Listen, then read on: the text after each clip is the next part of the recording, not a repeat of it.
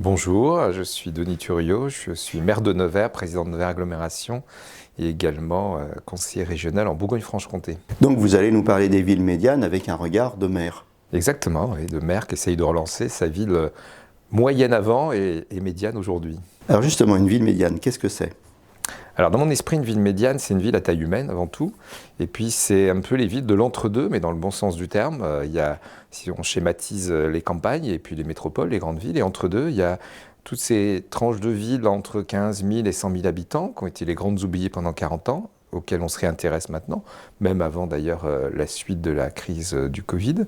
Donc aujourd'hui, ce sont des villes où on peut se développer, qui intègrent des nouvelles technologies aussi, et donc c'est ces villes intermédiaire, d'un peu trait d'union justement entre les grandes villes et les campagnes.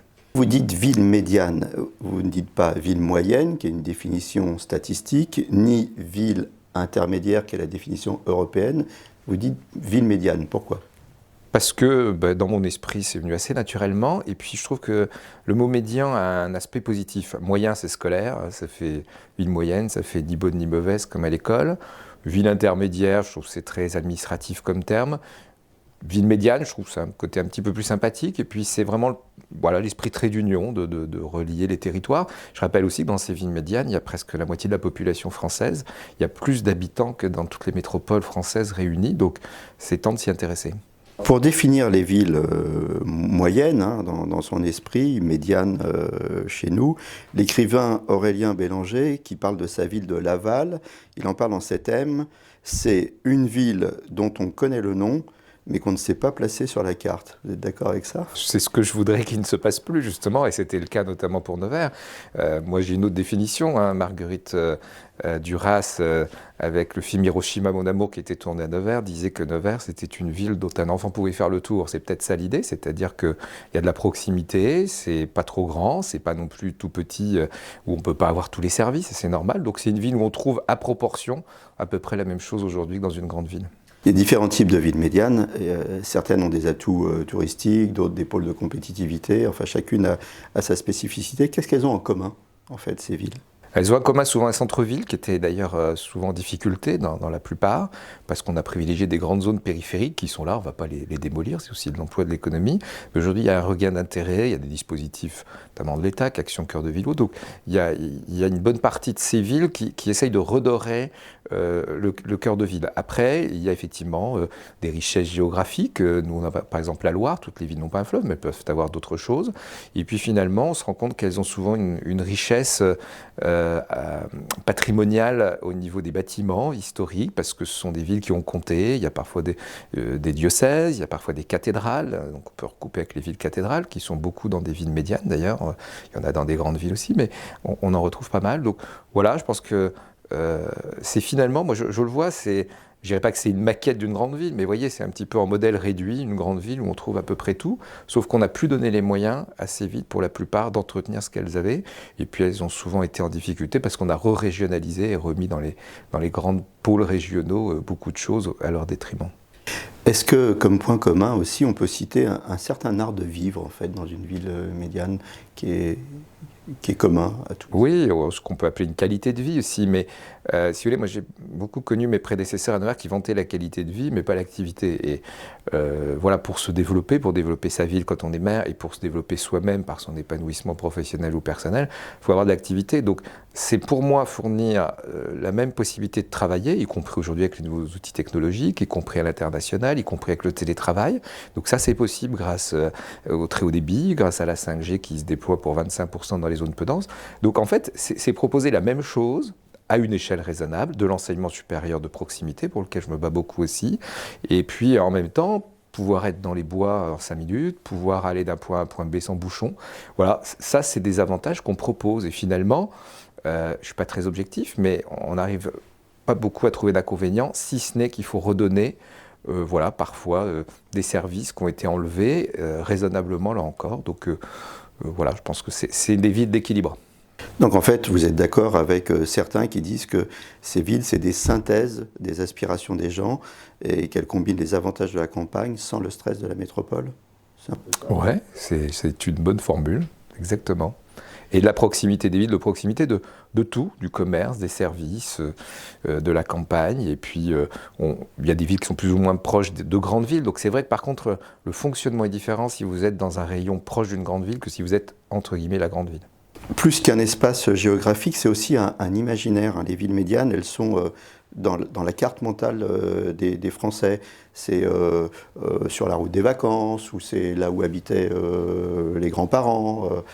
C'est positif ou négatif d'être dans cet imaginaire-là des Français avec cette image un petit peu surannée, en fait. Il paraît qu'il n'y a pas de Parisiens, il n'y a que des provinciaux qui habitent à Paris. Bon, maintenant, il y a quand même des gens aussi qui naissent à Paris, mais plus sérieusement, je pense que c'est ça l'idée, c'est-à-dire que c'est le mot province qui était devenu péjoratif, avec des sous-entendus, etc.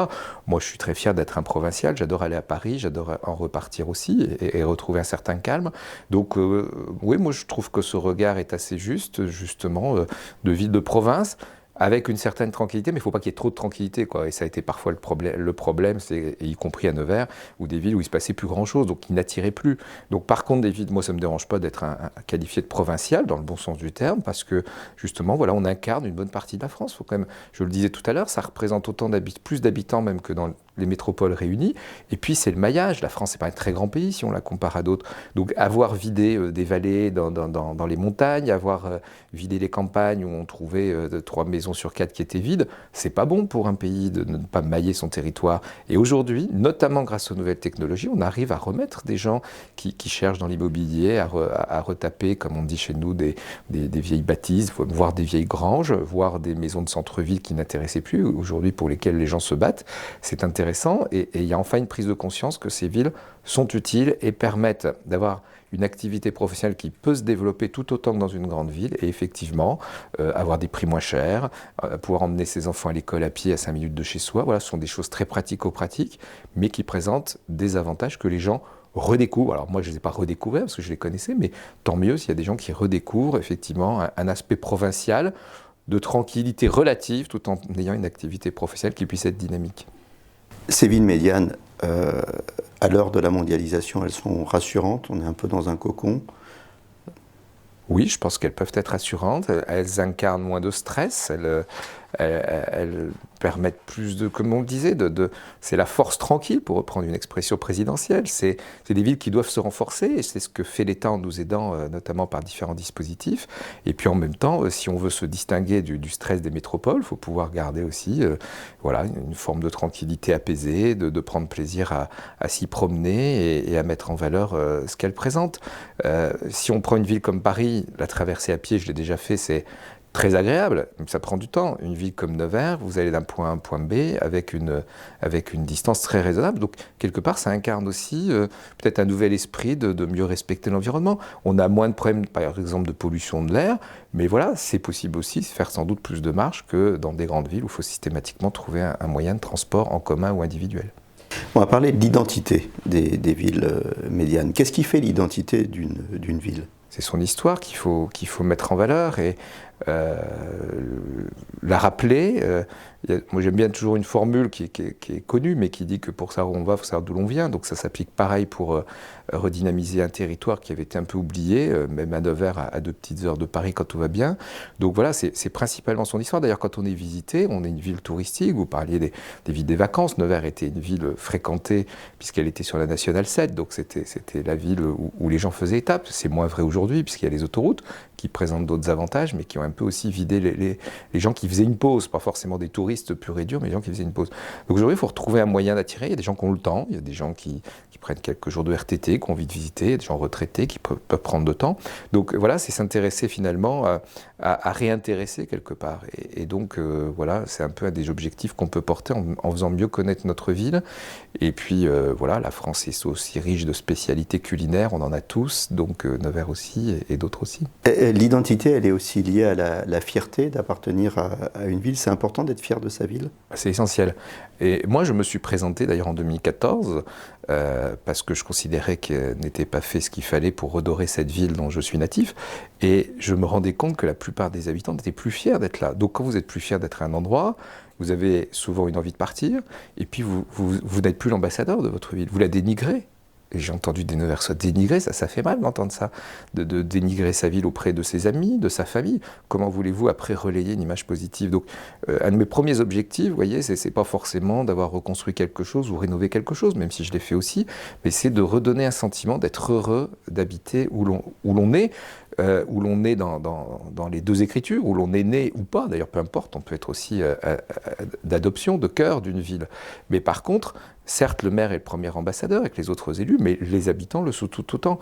Et donc, oui, je suis heureux de voir que maintenant les gens sont plus contents d'être à Nevers, d'entendre des jeunes me dire que, bah oui, tout n'est pas parfait, mais qu'il y a des choses à faire. On est monté en nombre d'étudiants et des plus jeunes aux plus âgés. Voilà, je pense que c'est essentiel. À partir du moment où vous n'êtes pas, comme on dit, raccord avec votre ville, vous n'y resterez pas et puis vous la valoriserez pas. Donc, on peut se payer des campagnes de com, de pub, etc. Mais si ceux qui y vivent au quotidien ne sont pas capables d'en parler en bien, avec aussi la prise de conscience qui nous manque peut-être des choses et qu'il y a encore beaucoup de rénovation, d'amélioration à faire, hein. Il ne faut pas non plus être dans l'autosatisfaction, bah, vous n'y arriverez pas. Donc ça a été mon premier objectif, de redonner la fierté d'être à Nevers, d'avoir envie d'y rester, d'avoir envie de s'y épanouir. Identité, fierté, on vient d'en parler. Qu'est-ce qui incarne la ville? Est-ce que le maire incarne sa ville? Je pense que le maire incarne sa ville, c'est d'autant plus vrai pour Nevers, et je le dis avec humilité, que je suis neversois et que ça faisait longtemps que les électeurs n'avaient pas choisi un neversois comme maire. Je ne dis pas qu'on peut ne pas venir d'ailleurs et être bon. C'était le cas de Pierre Bérégovoy, un de mes illustres prédécesseurs, qui, à l'époque, on parlait des parachutages, qui avait bien fonctionné, qui a été très apprécié. Et le destin de Nevers a été celui de Pierre Bérégovoy, en tout cas c'est mon analyse. Et beaucoup disent qu'effectivement, il a fait beaucoup en 10 ans pour Nevers. Donc oui, le maire, quelque part, il représente sa ville, que ce soit dans les médias, que ce soit dans les réseaux qu'il peut générer, que dans les rencontres qu'il peut créer. Et quelque part...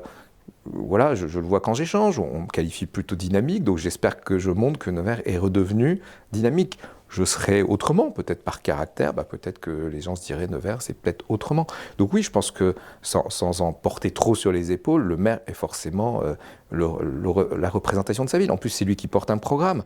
Moi, je le construis avec les habitants, donc je ne suis pas tout seul à le porter, puis avec mes équipes, bien évidemment, mais c'est le maire quand même qui donne des directions, qui valide les priorités. Donc oui, je considère qu'on incarne notre ville et que c'est une fusion. Moi, Nevers, ma femme le sait, mais c'est ma maîtresse. Donc oui, on est proche. Effectivement. Vous avez parlé du maire et des médias. Quand les Neversois voient leur maire à la télé, par exemple, ils sont fiers, ils se disent « ma ville existe, on me voit nationalement ». Oui, alors l'idée, c'est pas d'apparaître à la télé pour apparaître à la télé. Il faut qu'il y ait un sens, il faut qu'il y ait un message à passer. Et je déplore qu'encore trop souvent, même si effectivement on m'y voit de temps en temps, les villes médianes n'intéressent pas plus et qu'il faut qu'il se passe quelque chose de dramatique ou quelque chose d'extraordinaire pour qu'on soit sur les plateaux télé. Et finalement, je ne le dis pas que pour moi, je pense que j'ai beaucoup de mes collègues qui mériteraient d'être un peu plus mis en valeur de ce qu'ils font et arrêter d'attendre juste qu'il y ait un drame ou une explosion de gaz ou autre pour qu'on parle d'une ville.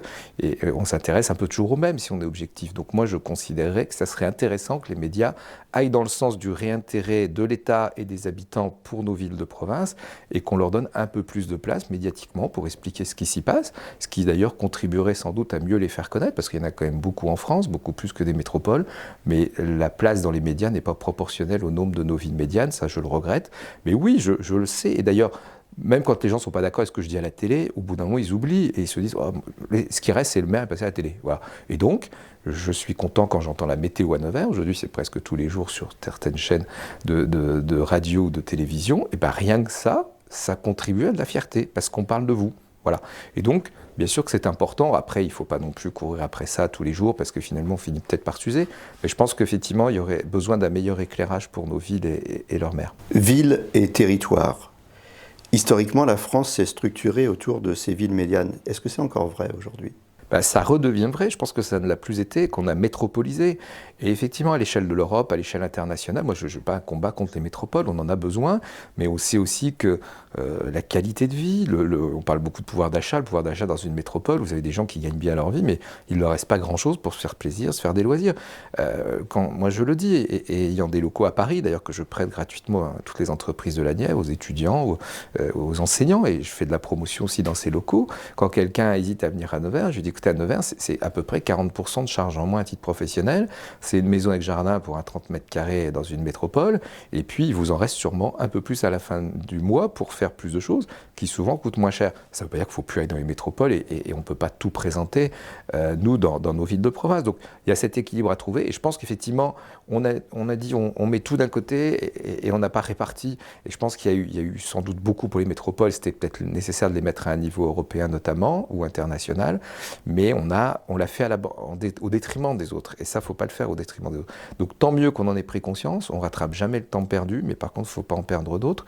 Et je pense qu'on a tout à fait notre rôle à côté de ces grandes villes qui, je ne sais pas si on peut parler d'exode, mais en tout cas, il y a une tendance à regarder à nouveau nos villes. Donc, si on peut prendre un peu sur les métropoles, elles ne vont pas s'affaiblir pour autant, mais nous, ça va nous redorer, parce que je rappelle aussi que le nombre d'habitants, et Nevers a été très longtemps en décroissance depuis 1975, c'est aussi les dotations globales de fonctionnement, par exemple, que nous reverse l'État, et le nombre de contributeurs fiscaux.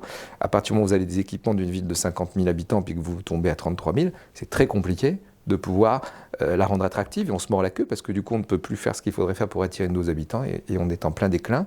Donc je pense qu'aujourd'hui il faut équilibrer les regards, aussi sur les petites villes, avec le dispositif petites villes de demain, sur les plus petites villes autour de 10 000 habitants, de moins de 10 000 habitants, et les campagnes. Et je pense qu'on peut, j'ose dire, en même temps mener différentes politiques de mise en valeur des métropoles, des villes médianes et des petites villes et des campagnes. Quel est le rôle aujourd'hui de la ville médiane dans la structuration du territoire?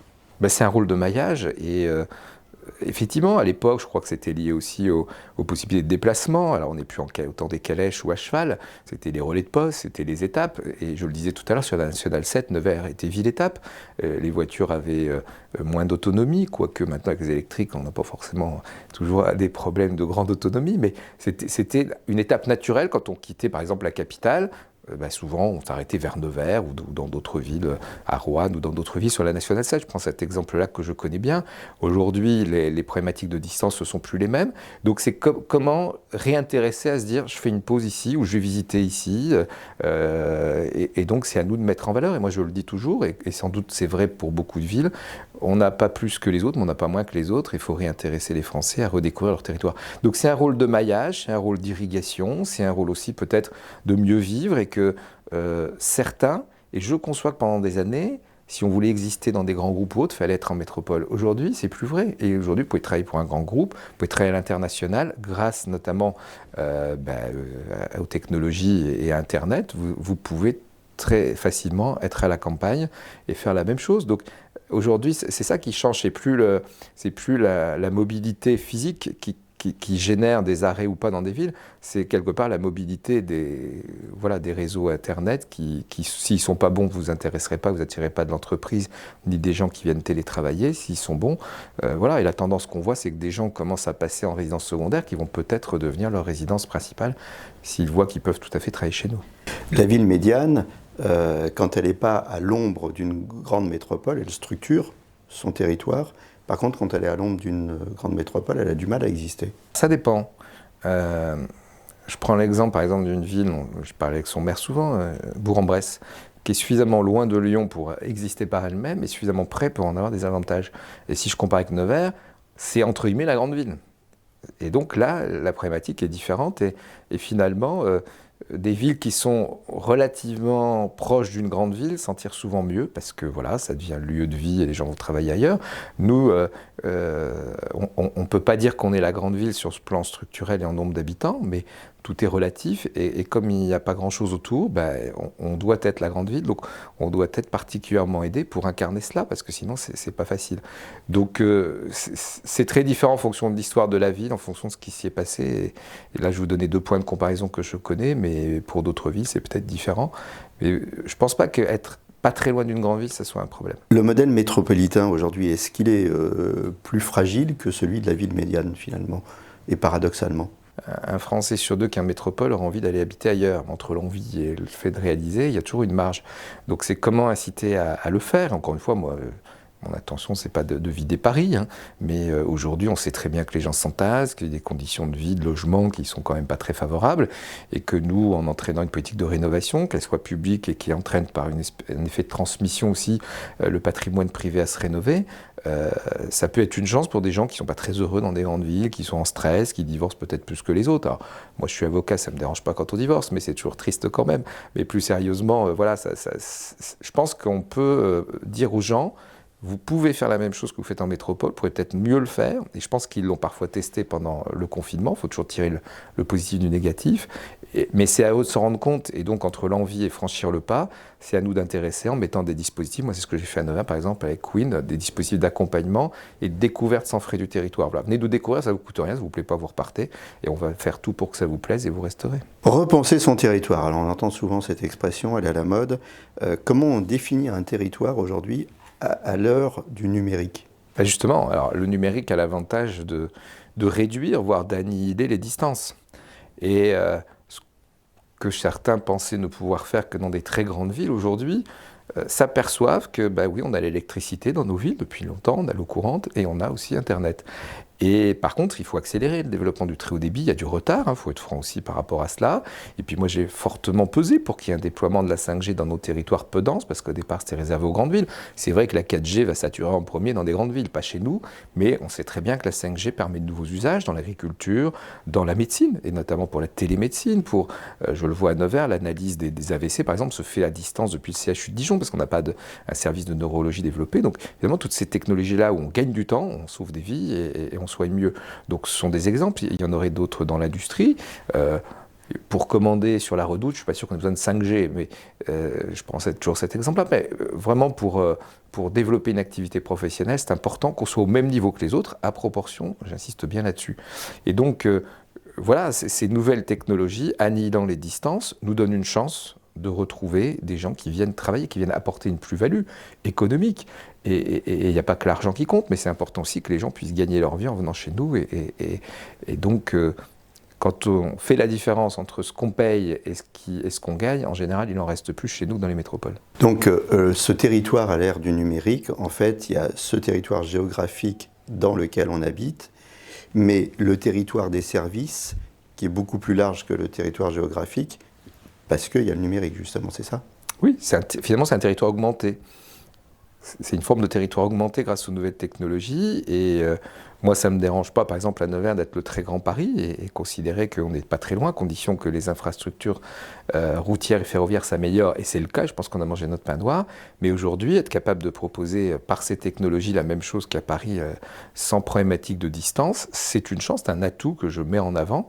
Et c'est parfois ce qui marche, allié aux formations qu'on doit proposer, parce qu'on a aussi des boîtes qui cherchent à s'implanter, mais elles nous disent je veux pouvoir recruter. Et on connaît aujourd'hui les problèmes de recrutement, c'est plus les problèmes de chômage en France, c'est les problèmes de recrutement, comme dans d'autres pays. Donc il faut aussi avoir les bonnes formations sur le bon territoire pour rassurer et dire que oui, dans le domaine dans lequel vous voudrez vous installer à Nevers, vous pourrez aussi recruter pour vous développer. Qu'est-ce que c'est un territoire intelligent aujourd'hui? On parle beaucoup de territoire intelligent, de smart city. C'est quoi un territoire intelligent? Un territoire intelligent, c'est un territoire conçu au service de l'homme. Voilà. C'est faire la chasse aux gadgets et c'est raisonnablement insérer les nouvelles technologies dans la vie quotidienne. Dans la vie quotidienne, dans les politiques publiques que l'on mène, ça va de l'eau. Aujourd'hui, par exemple, en 5 ans à Nevers, on a économisé moitié moins d'eau que nous perdions avant, grâce à des choses pas toujours très chères, grâce à des capteurs, etc. Donc c'est de la nouvelle technologie, ça ne se voit pas, mais c'est au service des gens, c'est dans le respect des ressources, et je pense que c'est dans l'air du temps d'y prendre attention, notamment pour l'eau, mais on peut citer plein d'autres exemples sur les mobilités, sur plein d'autres choses. Gagner du temps, informer nos concitoyens, avoir des applications citoyennes d'échange, des applications d'information, donc c'est apporter le service et d'être au même niveau que les autres. C'est ça, pour moi, c'est plus une remise à niveau que j'ai souhaité faire, et notamment en accent sur les nouvelles technologies. Donc le territoire intelligent, c'est lier tout cela, c'est le construire avec les gens, et c'est leur expliquer tout l'intérêt, par exemple, d'avoir des capteurs de stationnement pour qu'ils évitent de tous s'entasser au même endroit et dire il n'y a pas de place à Nevers, ce qui est faux. Par contre, c'est les conduire, économiser du temps, de l'argent. C'est aussi un autre exemple très concret. C'est ça une ville intelligente, c'est une ville qui au quotidien fait gagner du temps, rend service, apporte aux gens parfois de la sécurité qui est attendue raisonnablement aussi. Donc voilà, c'est tout ça, à mon avis, qu'on bâtit. Au départ, j'ai un peu tâtonné, maintenant je le construis mieux. C'est aussi économiser de l'énergie avec l'éclairage intelligent, hein. Et donc, pour moi, c'est avant tout les gens qui doivent être intelligents, et donc il faut les servir, donc avec des technologies qui permettent d'augmenter effectivement cette intelligence aussi technologique au service de l'homme. La ville médiane, est-ce que c'est une échelle de pensée à part entière, comme l'Europe est une échelle de pensée, que la nation est une échelle de pensée, que la métropole est une échelle de pensée? Oui, je ne le vois pas tout à fait comme ça, parce que l'idée, c'est pas non plus de devenir un village gaulois qui s'oppose au reste. Moi, je vois plutôt une vision globale, et un pays comme la France a besoin de tout ce qu'on évoque, a besoin de métropole pour pouvoir peser, pour pouvoir compter, et c'est important. Et par contre, elle avait oublié de mailler son territoire, et donc, même combat pour les petites villes, même combat pour les villes médianes, il faut réexister, montrer qu'on est en complémentarité. Et moi, j'insiste beaucoup là-dessus, c'est la raison pour laquelle aussi je travaille beaucoup ce réseau de villes médianes, parce qu'on n'est pas en concurrence, mais on est en compétitivité. Et dans mon esprit, pour moi, ce mot a un côté plus positif, c'est-à-dire que c'est une forme d'émulation, et on essaye toujours de faire mieux. Et puis si on n'est pas le meilleur dans tel domaine et que c'est un autre, c'est très bien aussi, on ne peut pas courir tous les lièvres. Et puis l'idée, c'est pas non plus d'avoir une course à l'échalote, mais c'est de pouvoir proposer avec des différenciations, et il y a la loi 3DS qui arrive, qui va nous y aider aussi, de l'expérimentation, d'autres pourront s'inspirer, et puis moi je vais beaucoup voir ailleurs ce qui se passe, et je me dis je gagne du temps si je trouve une solution intelligente à laquelle je n'ai pas pensé, et je m'en inspire. Donc pour moi l'échelle de pensée elle est plus globale que cela, mais par contre elle doit tout intégrer, et pendant trop longtemps, l'échelle de pensée, c'était principalement les métropoles. Puis le reste, ma foi, ça vit comme ça peut. Et je prends l'exemple, par exemple, des déconcentrations des services publics. On va recevoir dans quelques mois des familles de Bercy ou des sortants d'école. Donc c'est important aussi de reconcentrer des services publics et puis des fonctionnaires. Donc ça apporte des nouvelles familles. Une cinquantaine de fonctionnaires, c'est à peu près 120 personnes, si on fait à peu près une moyenne entre les conjoints et les enfants. Donc moi, je prône cela auprès des ministères pour le faire. Et aujourd'hui, le ministère de l'Intérieur le fait aussi. Je me suis positionné. Il faut redonner du service. Et qu'un service national soit à tel endroit ou à tel endroit, aujourd'hui, avec les nouvelles technologies aussi, encore, on le redit, mais c'est vrai que c'est un plus. On connaît les effets pervers, mais il y a quand même des effets très positifs pour nos villes. Et sans ça, je ne suis pas sûr qu'on aurait ces mêmes perspectives d'avenir. Et bien, on peut remailler raisonnablement, remettre de la démographie.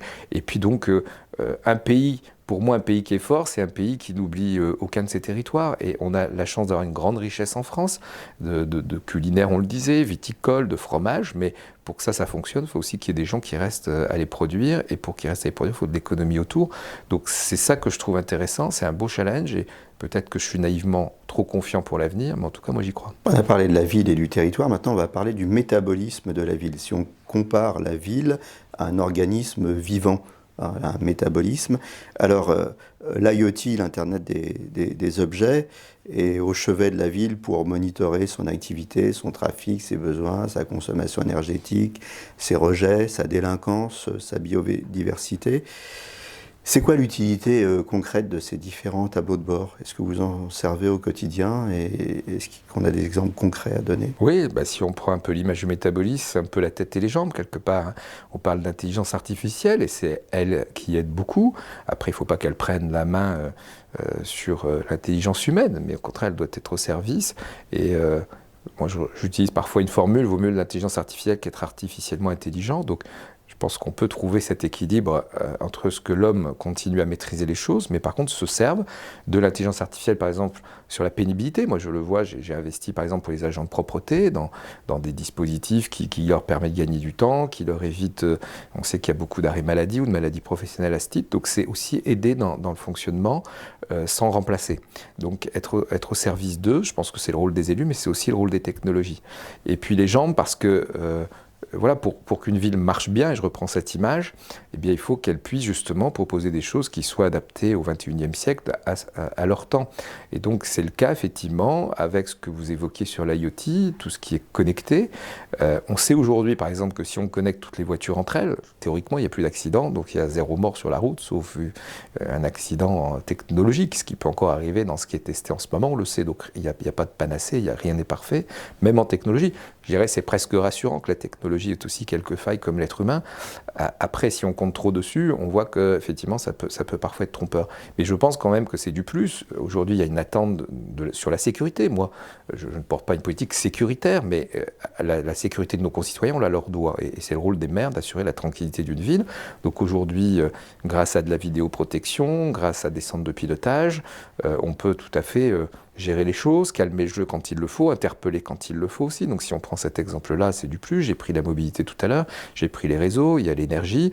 Et l'objectif, par exemple, dans une ville comme Nevers, c'est raisonnablement avoir un peu ce qu'a fait Dijon ou Angers, c'est vraiment une construction d'une ville intelligente en servant des connexions, un data center aussi, un data center de proximité. On sait qu'on en aura besoin sur le territoire, ne serait-ce que pour les véhicules autonomes qui arrivent, et restituer des données. La donnée est un enjeu important.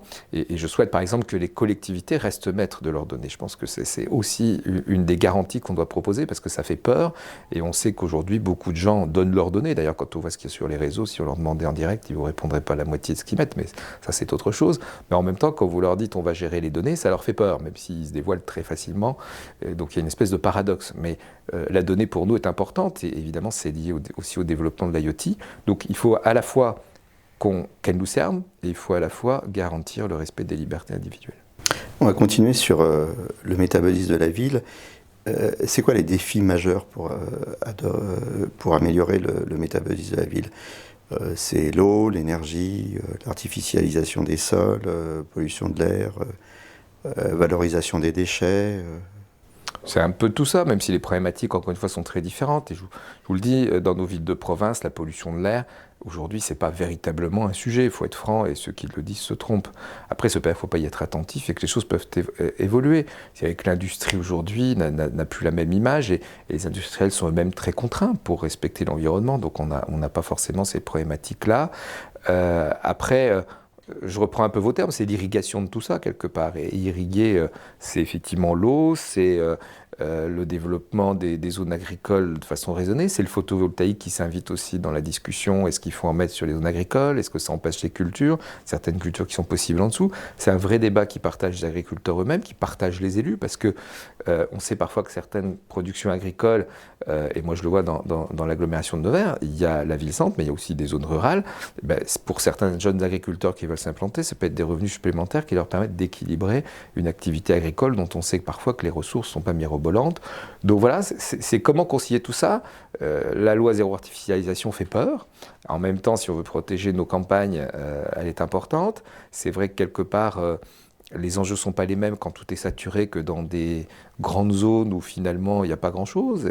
Alors je sais bien que quand on commence à faire des dérogations, ça fait des injustices, mais c'est un vrai sujet. Et quelque part, par contre, la loi zéro artificialisation peut transformer des friches, parce qu'il y a beaucoup de friches dans ces villes qui ont été abandonnées pendant longtemps, qui sont des boulets aujourd'hui, qui sont lourdes à porter. Et des fois, on me dit, mais pourquoi vous ne reprenez pas ça? Mais reprendre ça pour en faire quoi? Si ce n'est porter les charges foncières et la sécurisation du site. Par contre, du coup, s'il y a la loi zéro artificialisation réellement respectée, ça va obliger des investisseurs à regarder ce qui était pénalisant, qui peuvent être aujourd'hui une richesse de territoire. Donc vous voyez que les choses peuvent s'inverser. Par rapport à ce métabolisme, l'IoT, il est fondamental, non, pour, par exemple, économiser, résoudre le problème des fuites d'eau, énergie, c'est la rénovation du bâti, monitorer les passoires énergétiques, artificialisation des sols, c'est pareil, on peut voir beaucoup de choses quand on a des visions autres, et la valorisation des déchets, pareil, l'IoT. Comment vous le voyez, l'IoT, dans votre ville? Moi, je la vois de façon très transversale dans toutes les politiques publiques. Ça peut être sur les mobilités. Par exemple, on a eu Navia, nous, la navette autonome, uniquement sur l'espace public, donc c'est intéressant de la tester au milieu des autres véhicules. Et puis il faut qu'elle soit transversale parce que tout se lie. Et justement, l'avantage de la connectivité, c'est qu'elle permet de donner une cohérence à tout. Moi, je voudrais même aller au-delà et faire de l'habitat connecté, c'est-à-dire y compris dans l'habitat social, que ce ne soit pas réservé aux élites et aux gens qui ont les moyens, mais l'habitat connecté, c'est plus de services, c'est parfois aussi, on le sait que ça va se poser dans les grandes villes, comment avoir, si tout le monde bascule à l'électrique ou une bonne partie en termes de mobilité de véhicules, chacun pourra pas avoir une seule borne, mais la voiture qui recharge l'immeuble, l'immeuble qui recharge la voiture, enfin, il y a des tas de choses qui arrivent, et donc c'est à nous de les expliquer aux gens, Hein, c'est pour ça que je veille moi aussi à ne pas être hors sol et à m'assurer qu'on est en connexion avec la population, si je puis dire, c'est une forme d'IoT aussi, mais surtout de les emmener parfois sur quelque chose, parce que tout le monde ne maîtrise pas tout cela, et peut-être moi le premier d'ailleurs, parce que mon rôle c'est avant tout d'être élu, mais en tout cas c'est de m'y intéresser depuis 7 ans, et donc d'essayer d'aider là-dessus. Donc pour moi, ça doit intégrer toutes les politiques publiques, du service public, de l'état civil, de la maîtrise des réseaux, on en a parlé tout à l'heure, de l'énergie, de ne pas éclairer les rues. C'est un vrai sujet pour les maires. On vous dit c'est éclairé trop longtemps, on paye des impôts, puis après on vous dit c'est pas assez éclairé, c'est dangereux. Sentiment d'insécurité. Donc moi j'ai fait des marches avec les femmes, notamment des marches pour vérifier là où il y avait un sentiment d'insécurité. Et c'est là où on amplifie justement ces éclairages intelligents qui se baissent quand il n'y a plus personne et qui augmentent à 3 heures du matin si vous descendez de votre voiture, et encore différencié sur la piste cyclable. Vous voyez, on peut aller très loin. Et aujourd'hui, par exemple, sur l'éclairage, ça nous génère des économies. C'est important quand il y a des coûts de fonctionnement qui sont lourds à porter pour les collectivités. Et puis, quelque part, on peut même piloter au candélabre près. Hein, donc faire vraiment du sur-mesure. Donc c'est ça qui est intéressant, les nouvelles technologies nous permettent vraiment une précision absolue et donc de répondre aux attentes des gens dans beaucoup de domaines. Comment on les embarque les gens? Est-ce qu'ils ont en fait cette envie de numérique? Bah écoutez, ils savent que, en tout cas, si je prends mon exemple, pendant 6 ans, je m'y suis quand même beaucoup intéressé, j'ai tourné mon territoire là-dedans, hein, et encore une fois, je me suis toujours dit que l'innovation n'était à personne, donc elle était à tout le monde, et y compris à Nevers, et il y a d'autres maires qui s'y sont mis aussi, mais c'est vrai que Nevers incarne aujourd'hui un peu un rôle moteur, on peut le dire, aussi avec la création d'un salon d'innovation. Donc l'idée, c'est de faire des réunions publiques, c'est de faire des séquences publiques, c'est quand il y a le Civim à Nevers, justement, qui est une journée grand public. Et moi, ça me permet de voir si je suis encore en phase. Et puis, je fais beaucoup de choses en lien avec les gens. Hein. Je ne dis pas que je suis le seul. On est sûrement, nous, les maires, au premier rang des proximités avec notre public. Et l'idée de se présenter tous les 6 ans pour ceux qui veulent être renouvelés, c'est pas de s'assurer qu'on a été bon pendant 5 ans, c'est de le faire tout au long d'un mandat, quelque part. Donc moi, j'aime bien, et je me mets à la place du citoyen, que je suis toujours, même si j'ai un rôle d'élu, c'est de vérifier que ben voilà, je ne suis pas complètement déconnecté, j'utilise ce terme volontairement, avec ce qu'attendent les gens. Et en même temps, c'est qu'il faut parfois les pousser un peu, parce que ce n'est pas naturel et parce que tout le monde n'est pas là-dedans tous les jours. Mais en fait, c'est une forme d'équation. Il y a tel problème, on peut le régler plus facilement et de meilleure qualité avec les nouvelles technologies. Donc voilà quelle solution va arriver. Et cette solution, n'en ayez pas peur. Et on va vous aider à la trouver et à l'apprécier. L'IoT nous permet de récolter beaucoup de données. Est-ce que finalement, le partage de ces données, le fait de les rendre publiques, ce n'est pas un moyen aussi d'embarquer les gens en disant on va regarder ce qui se passe? Oui, et c'est comme tout, il faut trouver ce rôle d'équilibre, mais je pense que les élus sont là pour justement essayer d'y veiller. Trop de données, tu l'as donné, et offrir trop de données n'a pas de sens. Je me suis mis rapidement, moi, sur l'open data, parce que j'y crois, parce que justement, ça permet de ne pas faire un enjeu économique. Voilà, moi, je ne suis pas là pour gagner de l'argent, par contre, je ne suis pas là non plus pour acheter cher de la donnée. Donc, il faut trouver cet équilibre, et donc, ça permet justement de montrer que, à la fois, et je l'ai dit tout à l'heure, il faut rassurer les gens sur le fait que la donnée, voilà, c'est pas Big Brother partout, mais qu'en même temps, ça peut leur servir. Par exemple, depuis longtemps, on fait des appréciations énergétiques des bâtiments de façon aérienne. Donc les gens peuvent connaître. Il y a d'autres solutions maintenant qui se sont développées, mais déjà à Nevers, on était là-dessus. Un bâtiment qu'ils veulent acheter, ils peuvent se renseigner à l'agglomération de sa qualité énergétique, la qualité de sa couverture, d'isolation, etc. Tout ça est analysé. Donc ça a du sens de le mettre en open data, et puis beaucoup de choses par les applications qu'on développe maintenant. Donc oui, la donnée permet quand même voilà, d'avancer sur l'information et le lien entre l'élu et l'habitant. Il y a un jeu qui s'appelle SimCity. Est-ce qu'on pourrait imaginer, avec les données de sa propre ville, de jouer au maire finalement, et puis de... Pourquoi pas hein. Il faut donner des envies, il faudra bien qu'il y ait des succès. Le game comme lien démocratique pour renouveler en fait le lien démocratique et être plus en connexion avec les plus jeunes. Oui, c'est vrai, vous avez raison, c'est un vrai enjeu, y compris c'est une forme de lutte contre l'abstention quelque part et d'intéresser la vie politique.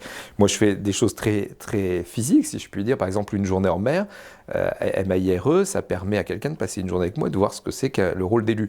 Donc, on est vraiment connectés, en tout cas en passant la journée ensemble, mais pourquoi pas par un jeu, de dire, voilà, moi, si j'étais maire, vous savez, quand je me suis présenté en 2013, je me suis dit, d'abord, si je me présente, pourquoi je le fais, et ensuite, qu'est-ce que je vais porter? Donc, c'est un peu l'idée, quoi.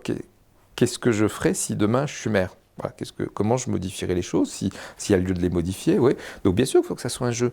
Il faut montrer l'utilité aussi de ce qu'on peut apporter comme élu, et aujourd'hui, de montrer aussi comment on peut développer une ville grâce aux nouvelles technologies. Donc c'est un jeu réel, et ça donnera peut-être des envies, et je pense que ça peut être une façon d'intéresser à la politique des jeunes qui considèrent que ça ne sert à rien alors qu'elle est dans leur vie de tous les jours aussi, quoi qu'ils en disent. Est-ce qu'avec l'IoT, finalement, on n'est pas en train de fabriquer des nouvelles vulnérabilités ?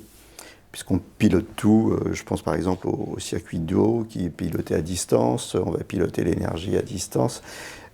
Donc, si l'IoT ne fonctionne plus, est-ce qu'on n'est pas en train de fabriquer justement cette vulnérabilité, cette dépendance? C'est un peu comme les rapports entre les êtres humains, la confiance n'exclut pas le contrôle. Et je pense qu'on peut faire confiance aux nouvelles technologies qui sont quand même très fiables, aux algorithmes. Alors après, ils sont discutables. Si on prend Parcoursup, par exemple, nous qui voulons relancer l'enseignement de proximité, est-ce que finalement, il ne faudrait pas améliorer ou diriger les algorithmes pour privilégier quand même le fait que les locaux puissent rester au maximum, s'ils en ont envie, sur le territoire où ils voudraient par exemple apprendre. Bon, c'est un exemple, mais non, moi je suis pas trop inquiet là-dessus. On le disait par exemple sur la navette autonome, faut des contrôles. Faut régulièrement vérifier où on en est. Et puis, par exemple, quand vous avez une panne informatique, ça c'est sûr, quand vous avez une attaque aussi, la cybersécurité est un enjeu parce qu'au départ, on se sentait peu exposé dans nos villes médianes et aujourd'hui, on sent bien que certains qui attaquent, ils considèrent que c'est plus facile de venir chez nous, de prendre le contrôle d'un petit hôpital que d'un grand, etc. Donc, on est obligé, là encore, de se mettre à niveau et d'essayer d'avoir des pare-feux, des systèmes de défense qui soient presque aussi performants dans les grandes villes parce qu'on devient vulnérable par rapport à ça. Donc le risque, oui, c'est la panne technique, le risque, c'est la cyberattaque qui peut paralyser une ville. Et on le sait parce que c'est arrivé à certains de collègues maires, y compris dans des villes médianes, si vous commencez à avoir une attaque sur votre système, si vous voulez pas que ça se répande, il faut le fermer. Donc de toute façon, ça ne fonctionnera pas soit à cause de l'attaque, soit parce que vous vous protégez de l'attaque. Donc il y a un temps, et c'est vrai qu'il faut, à mon avis, pour ne pas se trouver démunis, on va dire, des besoins vitaux de fonctionnement d'une collectivité, avoir des process de remplacement, ne serait-ce que temporaires, et ça on y pense et on y travaille, pour pouvoir quand même continuer à porter les politiques. Je dirais pas comme c'était le cas avant, mais c'est un peu ça l'idée, pouvoir pallier, assurer le minimum. On va parler des défis des villes médianes. Alors il y en a qui disent, une ville médiane, c'est un cœur de ville à l'agonie, entouré de zones périphériques hideuses. Oui, alors... Je pense que c'était le cas, et ça allait un peu moins, et je ne suis pas encore une fois naïf non plus, mais enfin, c'est aussi ce qu'en ont fait les politiques publiques et les gens. Aujourd'hui, on redécouvre la proximité. On redécouvre, moi qui m'investis beaucoup, notamment en ce moment dans les assises du commerce, que le premier acte de chaque individu, quasiment au quotidien, c'est un acte de commerce. C'est d'acheter votre pain aux cigarettes si vous êtes fumeur ou d'autres choses. Et le français est très schizophrène. Hein. C'est lui qui dénonce, par exemple, les grands groupes sur Internet. Et puis, on voit que, par exemple, pour les commandes de cadeaux de Noël, 57% des achats se font comme ça. Donc, c'est comment aussi, quand vous êtes élu, faire face à cette schizophrénie où les gens veulent tout et leur contraire. Moi, je me suis entendu dire parfois par mon opposition qui a favorisé dans le temps toutes ces zones périphériques qu'il fallait les détruire. Mais je ne vais pas les détruire. Aujourd'hui, c'est de l'emploi, c'est de l'économie, et puis elles sont là. C'est comment concilier tout ça, comment faire un dialogue, et moi c'est ce que je travaille depuis longtemps, et les assises du commerce dont des mesures vont émerger bientôt, justement, visent à réconcilier et à recréer ce dialogue entre tout cela. Et finalement, aujourd'hui, on parlait beaucoup de l'avantage des réseaux Internet, de l'IoT, on sait aussi les effets pervers, et je dirais quelque part, nous élus, on est là pour déjà tenir compte des mœurs, et on pourra toujours lutter contre quelque chose. Si le français veut majoritairement commander sur Internet, il le fera quand même si le maire leur dit c'est pas bien, etc. Donc c'est pas ça l'idée. L'idée c'est de comment réintéresser à aller vers son petit commerce de proximité, et puis même si on commande sur Internet, à le faire travailler en allant retirer ou en allant choisir. Donc il y a sûrement de nouvelles formes de commerce qu'il faut inventer, qu'il faut réconcilier, et donc je pense que voilà, il y a pas mal d'enjeux autour de ça, et quelque part on est moi j'aime pas trop le mot transition parce que les transitions sont temporaires et on parle de transition depuis des années, mais il y a des évolutions donc qu'il faut prendre en compte. Et aujourd'hui les cœurs de ville, ils sont pas moches dans l'absolu parce qu'ils ont beaucoup de richesses patrimoniales, mais on ne donnait plus les moyens aux villes de les entretenir ou de mettre une lumière dessus. Et puis, quelque part, il y a aussi un problème de loyer, on ne va pas se mentir, en centre-ville, vous avez des grandes foncières qui se fichent de pas louer, qui se fichent de baisser le prix. Donc là, on a des moyens. Il y a des taxes sur les friches commerciales aussi pour que ça soit prenable. Et aujourd'hui, il y a plein de gens qui ont envie d'avoir un commerce centre-ville, mais c'est le coût qui est très cher. Et puis, c'est aussi aux gens d'aller fréquenter le centre-ville. Donc c'est comment nous, par contre, élus, on favorise l'accès au centre-ville, comment on favorise la politique de stationnement. Et ça passe aussi par l'IoT. Faire gagner du temps, dire là où il y a des places libres, plutôt que les gens tournent puis repartent parce qu'ils ont le sentiment de ne pas trouver quelque chose. Là, on peut contribuer. Nous, on est des facilitateurs, les élus, mais ce n'est pas nous qui allons décider à la place des gens. Par contre, par les décisions qu'on prend, moi je le vois, c'est ce que je mène aussi depuis plusieurs années, c'est comment réintéresser sur un centre-ville qui était effectivement un peu méprisé. Et donc, par contre, c'est comment aussi faire ce trait d'union. Vous voyez, j'essaye souvent de trouver des traits d'union entre des zones périphériques, parce qu'il y a certains commerces, ils ont besoin de surface qu'on ne peut pas proposer en centre-ville. Donc en fait, il faut concilier tout ça. Et puis après, une fois qu'on a mis en place, on parlait d'intelligence, à l'époque dans les nouvelles technologies, il faut faire confiance à l'intelligence humaine, et puis de toute façon, quoi que vous fassiez, l'évolution des comportements, et notamment que les jeunes générations qui arrivent, avec plus de maîtrise sur la consommation, avec un regard aussi sur ce qui est issu du développement durable, fait que de toute façon, il faut le prendre en compte, et c'est pas la peine d'essayer d'avancer ce rabot clair en disant, moi je veux que ce soit comme ça, c'est comment adapter par rapport aux souhaits d'aujourd'hui. Donc dans les défis, un des défis majeurs, c'est le défi urbanistique, s'étaler ou se reconcentrer, et puis redonner vie à la ville en se réappropriant ou en redynamisant des espaces. On m'a parlé dans les différents entretiens, par exemple, de repartir des berges ou de repartir, de faire des halles gastronomiques, enfin de trouver des moyens de redynamiser des espaces qui avaient eu une vie autrefois, et qui avaient perdu cette vie. Oui, il faut revoir nos logiciels. Et quand je dis nos logiciels, c'est aussi mentaux et notre façon de voir en tant qu'humain. Par exemple, une zone commerçante, vouloir la maintenir comme était il y a 40 ans, c'est un non-sens. C'est par contre tenir compte qu'il y a des rues qui ne le sont plus. C'est encourager ceux qui ont gardé des anciennes façades de commerce à les supprimer, puisque c'est devenu des habitations, ça donne une image de commerce fermé alors qu'il n'y a plus de commerce. Ça, c'est un rôle de l'élu, d'être attentif à cela et d'inciter, de redéfinir, moi c'est ce que je suis en train de faire, un périmètre commerçant, qui est peut-être moins grand maintenant, qui peut redevenir grand s'il y a plus d'intérêt à fréquenter cela. Et puis, on parlait des périphéries, il ne faut pas oublier que les périphéries sont avant tout les entrées de vie, les entrées d'agglos. Donc on peut dire que c'est moche, mais si ça reste moche, vous incitez pas la personne, c'est la première chose qu'elle voit. C'est un peu comme des rapports entre êtres humains, même s'il y a la qualité humaine qui compte, la vision qu'on a de l'autre, c'est aussi ce qu'il voit en premier. Et donc, comme on dit, une première fois, il n'y en a pas deux. Donc, c'est important qu'on revoie ces zones périphériques. Et je vais vous dire, je pense qu'on va même aller plus loin. Et que certaines grandes zones, s'il y a un regain d'intérêt du centre-ville, et moi je le vois, il y a quelques commerces qui sont partis en périphérie, qui reklaxonnent pour revenir en centre-ville, parce qu'ils voient qu'on s'y intéresse. Ça va vider. Et vous allez vous retrouver parfois avec des grandes zones qui vont être à moitié vides, et c'est ce qui risque de se passer. Donc c'est peut-être comment les requalifier en créant un nouveau village, un nouveau quartier de la ville, qui sera en périphérie, peut-être avec de l'habitat qui va remplacer du commerce, oui, on va peut-être faire l'inverse, et finalement on va réétendre les villes d'une autre façon, mais peut-être en rééquilibrant espace habitat et espace commercial, plutôt que de dire tout le commerce c'est à l'extérieur. C'est comme ça qu'on a vidé les centres-villes, et l'intérêt d'y venir. Donc moi, je pense qu'effectivement, il y a une belle transition, il y a un beau challenge à relever. Et là encore, ça fait partie des nouveaux comportements, soit prendre en compte nos élus parce qu'ils sont déjà là, soit instiguer parce qu'on se dit ça peut être comme ça à l'avenir. Donc c'est une forme de rééquilibrage. Mais encore une fois, moi, je ne suis pas pour aller pleurnicher parce qu'il y a des zones périphériques. Elles sont là. On n'aurait sûrement pas fait comme ça aujourd'hui. Ça a été une époque, voilà, dont acte. Et peut-être qu'il y a des choses qu'on fait aujourd'hui. Dans 30 ans, on dira c'était n'importe quoi. Comme aussi les architectes, parfois certaines propositions. Bon, tout ça, chacun le sait. Donc, par contre, notre rôle, c'est peut-être d'anticiper ces évolutions et puis de les accompagner tranquillement et donc de revoir. Et la loi, pour le coup, zéro artificialisation, va aussi, là encore, c'est intéressant, ça va éviter les friches quelque part. Aujourd'hui, il y a des gens qui préfèrent créer une friche, ça leur coûte moins cher et de refaire ailleurs.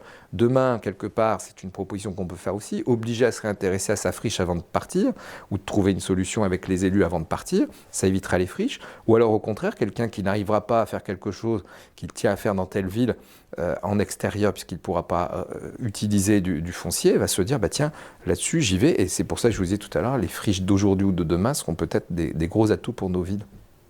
Toujours dans le défi urbanistique, est-ce que les villes médianes, elles attirent les promoteurs aujourd'hui? Est-ce qu'elles attirent des nouveaux projets? Ben, force est de constater que oui. Et moi, je me retrouve avec des gens qui étaient plutôt sur des villes au-dessus, des villes, on va dire, intermédiaires entre la ville médiane et la métropole, des villes comme Tours, comme d'autres. Et aujourd'hui, on vient nous voir. Il y a des promoteurs qui viennent nous voir. D'abord, il y a deux raisons. Il y a la défiscalisation, et ça, c'est quelque chose qu'on a beaucoup porté au niveau des villes médianes et de l'association Ville-de-France. J'y ai contribué, ce qui a abouti aux deux Normandies dans l'ancien, qui n'est pas assez connu, mais qui permet à des investisseurs de défiscaliser, même dans des villes comme les nôtres, alors qu'avant, c'était réservé à des grandes villes où finalement, il y avait guère besoin, parce que les choses se faisaient. Et chez nous, les choses ne se faisaient pas s'il n'y avait pas cette aide économique à la défiscalisation. Et puis, voilà, ça c'est nouveau, des promoteurs qui viennent défiscaliser chez nous, enfin proposer des projets défiscalisés, et puis peut-être aussi parce qu'ils ont du mal à retrouver ailleurs, du coup qui baissent d'un cran, si je puis dire, pas forcément en qualité, mais en tout cas en taille, et qui aujourd'hui se disent oui, il y a des projets viables chez nous. Donc je suis assez étonné, mais dans le bon sens du terme, d'avoir pas mal de sollicitations, et que ce soit après pour des projets sans fonds publics, c'est important. Moi je suis ravi quand on vient me voir, mais qu'on ne me demande pas d'argent, et je me dis que au-delà que ça me mette la vie sur mon budget, c'est surtout que je me dis que les gens y croient. Et que quand vous faites quelque chose uniquement sur des deniers privés, ça veut dire qu'on croit en nos villes. Et donc pour moi, c'est un signe aussi de relance, au-delà de nos envies. Autre défi, on a parlé beaucoup d'urbanisme, le défi démographique. Vieillissement de la population, attirer les jeunes, ça c'est comment on fait? Il est crucial, et c'est ce qui nous sauvera, c'est la reprise démographique. Donc c'est lié à ce qu'on disait tout à l'heure, un remaillage du territoire, parce que vous le savez, l'équilibre démographique, il résulte principalement de deux choses. Il résulte de l'équilibre entre les naissances et les décès. Et c'est vrai que dans nos villes, la balance démographique dite naturelle est encore déficitaire, et on a plus de décès que de naissances. Nevers, par exemple, a pratiquement 35% de sa population a plus de 65 ans, et c'est encore plus vrai pour le département, ce qui est une richesse, parce qu'on est encore jeune et on a souvent un peu de moyens, mais en même temps, voilà, il faut ajouter des jeunes familles. Donc comment on fait? On crée, moi je prône beaucoup cela, de l'enseignement de proximité. Il faut arrêter de dire que c'est dans les grandes villes. Et longtemps, je me suis entendu dire que bah oui, ça serait injuste parce que sur les examens, les gens ne seraient pas en amphi, donc ils seraient à distance, en distanciel, parce que maintenant c'est aussi beaucoup cela. Et heureusement, mais le distanciel voulu, c'est pas pareil que le distanciel subi lors de la Covid. C'est des étudiants qui sont tutorés, accompagnés, qui ont choisi cette forme d'apprentissage. Mais c'est une chance pour nous, et je le vois grâce au campus connecté, mais à d'autres formes d'enseignement, parce qu'il n'y a pas que l'enseignement supérieur. Il y a des grandes écoles, les grandes écoles du numérique pour mettre des gens dans des métiers dont on a besoin en quelques mois de formation. Il y a aussi des formations par alternance, il y a aussi des formations dans l'industrie, il n'y a jamais autant de contrats d'apprentissage, ça c'est à nous aussi de le porter. Et dans nos villes, moi j'ai ouvert 40 postes d'apprentissage pour montrer l'exemple, même si je ne peux pas prendre tout le monde, mais c'est aussi préparer ce qu'on appelle la GPEC, la gestion aussi professionnelle et de renouvellement, qui n'était pas toujours faite. Donc tout ça fait que, du coup, voilà, si on prend l'exemple que je connais bien de Nevers, on avait à peu près 2000 étudiants en 2014, en 2019, on en a plus de 3000. Donc c'est quand même important. On est un pôle d'enseignement supérieur de proximité raisonnable. Je ne vais pas devenir Paris ou Lyon, ce n'est pas l'idée. Mais par contre, je peux encore créer quelques filières en lien avec l'université. On pourrait passer à 3200, 3300 étudiants. Donc ça fait de nous une ville étudiante. Et je pense qu'on pourrait le faire dans beaucoup de villes. On a eu cette chance d'être dans les 13 premiers campus connectés, qui permet aux étudiants d'accéder à 7000 propositions de formation pour faire une première année, qui coûte souvent cher et qui n'est pas toujours facile de réussir dans une grande ville. Il y a des parents qui ne peuvent pas payer ça à leurs enfants. Moi, ça m'a frappé d'entendre ça, donc j'ai voulu créer ça. Et donc, du coup, on incarne une population plus jeune. Et il faut encore aller au-delà, parce que ce que vous disent des jeunes, c'est qu'une fois que j'ai mon diplôme, il faut que je trouve du travail. Mais le paradoxe, c'est qu'aujourd'hui, j'ai jamais autant de boîtes qui me disent « j'arrive pas à recruter ». Donc c'est aussi faire les bonnes formations. Arrêter de former des chômeurs, mais je crois que la France l'a compris. Arrêter de former que du tertiaire. Il faut former en service, on le sait. Et il y a un gros enjeu de vieillissement global de la population. Le maintien à domicile, tout ça, crée de nouveaux métiers. Le numérique crée de nouveaux métiers aussi. Et on dit qu'un métier sur deux de demain n'existe pas encore. C'est aussi apprendre le codage dans les écoles. Nous, c'est ce qu'on fait dès la 3e année de maternelle. C'est assez ambitieux, mais on se dit qu'un métier sur deux de demain fera recours au numérique, même sans être un geek ou un professionnel du digital. Mais je le vois dans mon métier d'avocat, l'intranet, etc., c'est au quotidien. Vous auriez dit ça à un avocat il y a 30 ans, vous aurez rigolé au nez. Donc voilà, moi je l'ai vécu en direct dans ma profession, et ça s'applique dans beaucoup. Donc voilà, c'est comment rajeunir nos villes. Faut leur donner du dynamisme. Il faut que tout cela, c'est une courroie d'entraînement. S'il y a plus de jeunes, il y a plus de propositions, il y a plus de cafés qu'ouvrent le soir, il y a des propositions culturelles qui existent n'existaient peut-être pas avant qu'on peut créer, et tout ça fait que ça en amène d'autres. Donc voilà, c'est aussi avoir les moyens de ses ambitions, parce que si je dis il y a 3000 étudiants mais que tout est fermé le soir, ça ne va pas marcher longtemps, parce qu'on a tous une vie étudiante quand on en a fait, on a envie d'autre chose aussi après.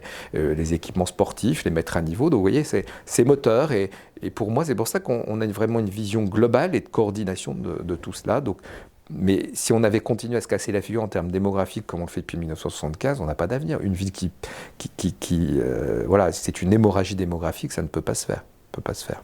Ça nous amène sur le terrain de l'attractivité, en fait. C'est quoi les aspirations des gens ?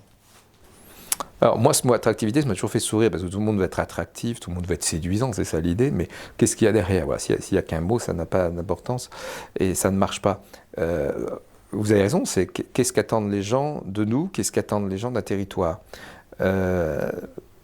Dans le bon sens du terme, moi j'aime bien le mot séduisant, parce que séduire, c'est ce qui fait les relations humaines aussi, hein, que ça soit amoureux, que ça soit amical, etc. On est forcément séduit par quelqu'un ou pas, et il y a une espèce d'alchimie qui se fait ou pas. Donc c'est pareil pour une ville, il faut que la personne s'y sente bien. Je vous parlais tout à l'heure d'un système de découverte du territoire, parce que c'est vrai que j'imagine que tous les matins, les gens ne se réveillent pas en disant mon seul rêve c'est d'aller vivre dans telle ville ou dans telle ville.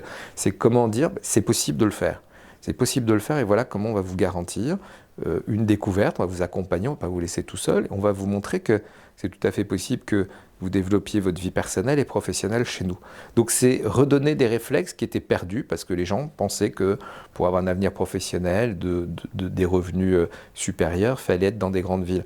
Moi, ce que je veux essayer de démontrer avec beaucoup de mes collègues, c'est que c'est possible aussi de le faire chez nous. Donc c'est ça, être attractif. Par contre, il faut être à un bon niveau d'entretien de sa ville, il faut avoir des équipements, encore une fois tout ça est en proportion, mais il faut avoir des équipements en bon état, que ce soit sportif, culturel, il faut avoir de l'offre. Les gens, s'ils viennent chez vous, c'est pas pour juste rentrer chez eux et plus sortir. Vous en avez qui vous disent qu'il n'y a rien dans votre ville, ceux qui en voient nulle part, effectivement, ils peuvent dire qu'il n'y a rien. Mais globalement, être capable de proposer une offre intéressante, je le vois, on a pratiquement, mais dans beaucoup de villes médianes, c'est ça, tous les sports. Des jeunes qui veulent s'essayer un sport, qui veulent en changer, etc. C'est possible tout à fait chez nous, d'accéder à des équipements sportifs facilement. C'est peut-être aussi créer un peu d'originalité. Et moi, par exemple, j'ouvre mes équipements sportifs dans la mesure du possible les week-ends, les vacances scolaires, etc. Un peu l'esprit vacances apprenantes, mais c'est une forme aussi de se dire on peut faire des choses, c'est peut-être plus compliqué dans des grandes villes. Voilà. La taille humaine fait que on peut être à l'écoute et on peut faire du sur-mesure. Donc c'est ça, être attractif, c'est prendre en compte l'attente des gens. C'est pas à vous de dire ce que la personne attend. C'est de l'écouter, de lui dire ça c'est possible, ça c'est pas possible, ça sera possible demain. Et je pense qu'il faut être franc, et la franchise paye. Si vous dites bah oui j'ai pas ça aujourd'hui, bon j'ai pas de patinoire, c'est pas ma priorité aujourd'hui, parce que c'est dans l'air du temps d'ailleurs. Et puis quand j'aurai les moyens, quand j'aurai plus d'habitants, peut-être que j'en referai si vraiment les gens y tiennent. Mais je vais pas leur dire vous faites une patinoire demain parce que ça coûte cher et que j'en ai pas les moyens. Que pour moi c'est pas la priorité des priorités. Faut être franc. Et est-ce que les gens vont venir parce qu'il y a une patinoire ou pas de patinoire? J'en doute un peu. Par contre, montrer qu'on a une ville dynamique, qu'on a une ville qui bouge, qu'on a une ville qui prête attention à ses habitants, c'est aussi des habitants qui vont faire attention à elle, et on rejoint le sentiment de fierté qu'on évoquait tout à l'heure. C'est un peu une boucle l'attractivité quelque part. Je vous ai entendu dire aussi l'attractivité des villes médianes, c'est que c'est des villes pour tous. Oui, ce sont des villes pour tous, parce que finalement, on peut habiter même avec des revenus plus bas. Habiter une grande ville avec des revenus très bas, ça fait des pauvres. Je ne dis pas qu'il n'y a pas de pauvres, il y a des pauvres chez nous, et il faut pallier ça. On a beaucoup de services, on a un centre communal d'action sociale, et les villes médianes sont très actives par rapport aux gens qui sont plus vulnérables. Mais avoir des revenus moindres, quand vous avez des charges moindres, forcément, il y a parfois des gens, entre guillemets, qualifiés de pauvres dans des grandes villes, qui sont un peu moins pauvres dans les nôtres, et qui ont des conditions de vie, des conditions d'achat, un pouvoir d'achat un peu augmenté. Donc oui, ce sont davantage des villes pour tous que dans les grandes villes qui laissent souvent de côté ceux qui ne sont pas dans le rythme effréné et des revenus qui leur permettent déjà de payer leur loyer, qui est souvent exorbitant. Donc oui, ce sont des villes sans doute davantage pour tous. Et puis, moi je le dis, comme beaucoup d'autres de mes collègues, le maire de Nevers, il peut rencontrer tous ses habitants quelque part, et c'est un peu l'ambition que je me donne, d'être vraiment très accessible, ce qui n'est pas le cas des maires des grandes villes, et c'est pas un reproche que je leur fais, mais c'est plus compliqué, il y a plus d'habitants, il y a plus d'espace, et c'est compliqué. Donc voilà, oui, la proximité favorise l'intérêt pour tous, je le pense sincèrement. Le coût de la vie, le foncier moins cher, ça permet aussi d'évoluer plus facilement dans la vie. On se marie, on peut avoir un logement ou une maison plus grande, c'est plus facile d'évoluer parce que justement on a cette marge de manœuvre au niveau du... Oui, bien sûr, notamment pour les primo-accédants. C'est vrai que c'est plus facile d'acquérir un premier bien qui souvent sert d'apport sur un deuxième. Et on sait les coûts énormes quand on évoque, nous, nos coûts, qui sont d'ailleurs parfois un peu trop bas. Et tant mieux si ça remonte un petit peu, parce qu'il faut penser à ceux qui ont investi. Mais c'est vrai qu'on est dans du très raisonnable à l'achat comme à la location. D'ailleurs, on parlait tout à l'heure d'investisseurs, les villes comme nous sont très rentables à l'investissement locatif. Donc, c'était pas naturel, mais ça commence à être découvert. Donc, c'est intéressant, cette évolution qui se passe et cette prise de conscience surtout. Même on redécouvre un peu ce qu'on savait, mais qu'on avait oublié. Hein. Il n'y a pas forcément des choses nouvelles partout. Mais oui, bien sûr qu'il y a une facilité d'accès à l'habitat, à la location comme à l'achat, qui est... on est à peu près 10 fois moins, moins cher que dans une métropole. Donc c'est considérable en termes de différence. Et oui, aujourd'hui, il y a des biens qui redécouvrent une vie. Et puis, il y a aussi la facilité peut-être d'acquérir un bien vraiment pas cher et de mettre pas mal dans les travaux aussi. On a parlé d'urbanisme. Il y a une notion qui fait jour aussi, c'est l'urbanité. Alors urbanisme versus urbanité ou urbanisme et urbanité, comment ça se passe dans les villes médianes ? Oui, alors on dit aussi qu'être urbain, c'est être sympathique, hein, donc l'urbanité, oui. Mais c'est un peu ça, finalement, privilégier le vivre ensemble. Donc comme rien n'est loin chez nous, les choses sont assez aisées pour les gens de se connaître entre eux, de recréer des vies de quartier, des vies de cœur de village. Vous voyez, par exemple, on a un projet de renouvellement urbain, comme beaucoup de villes médianes, et ça, c'est important pour relancer certains de nos quartiers. On essaie vraiment de repenser l'espace public pour que justement ce soit des lieux de rencontre, que ce soit un peu des petites agoras. Et l'idée, c'est pas refaire des quartiers séparés des autres. Moi, je tiens vraiment à dire, il y a une ville avec ses quartiers. Il n'y a pas une ville et ses quartiers, parce que sinon, vous faites un peu du péjoratif. Mais il y a une ville avec ses quartiers. Finalement, le centre-ville n'est jamais le centre de lui-même. Il est le centre de tous les quartiers. Il est le centre de toute une ville. Je vois c'est un peu comme un camembert qui aboutit au milieu. Et donc, quand on me demande un service public qu'en centre-ville, dans un quartier à 3 km, je dis non, c'est le vôtre. C'est pas celui des habitants du centre-ville. Ça n'a pas de sens. Donc oui, ça permet justement à nous d'améliorer aussi, et avec des opérations d'amélioration de l'habitat, des subventions parfois, parce que on sait bien ce que ça entraîne quand même des décisions, qu'après, effectivement, il y ait par un renouvellement de l'urbain, repenser aussi davantage d'urbanité entre les gens. Les leviers du rebond de la ville, la fiscalité ? C'est pas simple, parce que moi, je l'ai testé pendant 3 ans, je l'ai baissé. Et je ne l'ai pas baissé autant que je m'y étais engagé, parce qu'il y a eu des décisions de l'État que je ne connaissais pas quand j'ai travaillé mon programme. Et évidemment, on est tenté de le continuer à le faire, parce que même en tant qu'habitant, je considère que l'imposition à Nevers est relativement élevée. Mais si vous faites plaisir aux gens, vous bloquez votre ville. Vous n'avez plus de capacité d'investissement, vous n'avez plus de capacité d'autofinancement. Et donc, vous ne pouvez plus garder votre volonté de la développer, de la rendre encore plus attractive. Donc il faut trouver cet équilibre, tout ne passe pas dans la fiscalité. Vous avez des gens aussi qui se disent, moi, s'il y a un sens à ce que vous faites au niveau fiscal, je suis prêt à payer même un peu plus. Bon. Donc évidemment, payer des impôts, c'est pas une punition, il faut le rappeler aux gens. Sans impôts, il n'y a plus de route, il n'y a plus d'école, il n'y a plus d'hôpital, etc. Et alors on veut toujours plus de services publics. Et on a montré, par exemple, pendant cette crise que l'État-providence, on a bien été content de le trouver, parce qu'il a évité beaucoup de gens au chômage et de dépôt de bilan. Donc cet État-providence, il se paye, il a un coût, et c'est par nos impôts. Donc il faut être raisonnable. Bon, la taxe d'habitation n'est plus un sujet, ça permet quand même, il faut le rappeler, une économie aux gens, parce que c'est la première fois qu'on supprime un impôt sans le remplacer, en tout cas pour l'instant. Donc après, il y a d'autres impôts qui montent, on sait les taxes sur les carburants, etc., mais ça c'est général. Et donc nous, si on est sur une politique de dumping en diminuant les impôts, moi ce que je prône aujourd'hui pour nos villes médianes, qui ont des charges de centralité énormes, et des petites villes à côté qui se sont développées, qui ont parfois les gens qui ont les revenus les plus élevés, avec des taux d'imposition très bas, moi je proposerais une autre forme de péréquation et de solidarité, qui est de travailler les taux d'imposition à un niveau intercommunal. Parce que ça n'a pas de sens aujourd'hui que quelqu'un soit à 3 km, paye beaucoup moins d'impôts, mais va profiter de la même façon de ce que paye une ville en charge de centralité, et je trouve que c'est inéquitable par rapport aux habitants de cette ville elle-même. Donc raisonner en termes d'intercommunalité me semblerait une bonne chose, comme la taxe sur les publicités aussi, parce que souvent dans les zones périphériques, on n'en fait pas payer aux grands, et les petits dans les centres-villes en payent un peu.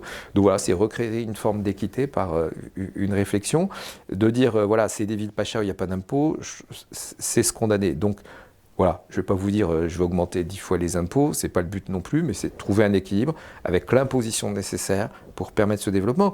Et par contre, ce à quoi je m'engage, et beaucoup de mes collègues aussi sûrement, c'est quand l'imposition reste encore un peu élevée, notamment en taxes foncières, c'est de dire, ouais, par contre, ça nous permet de nous remettre à niveau. Et remettre à niveau, ça va faire remettre des habitants. Et si moi, je repasse à une ville de 50 000 habitants comme Nevers l'été, il y a une trentaine d'années, ou en tout cas pas loin, ben, j'ai plus de foyers fiscaux. Et là, je peux me permettre de rebaisser parce que ça sera plus partagé. Donc, réinventer le périmètre de la fiscalité. Qui va payer la ville de demain? Est-ce qu'il y a des nouveaux entrants qui vont payer la ville de demain? On parlait de l'IoT tout à l'heure. Il y a de plus en plus de nouveaux entrants qui participent à la ville et qui paient pas forcément, qui participent pas forcément financièrement à la vie de la ville. Comment on va faire avec eux? C'est un peu comme sur le plan national ou international avec les GAFAM qui étaient implantés dans des pays qui ne payaient rien.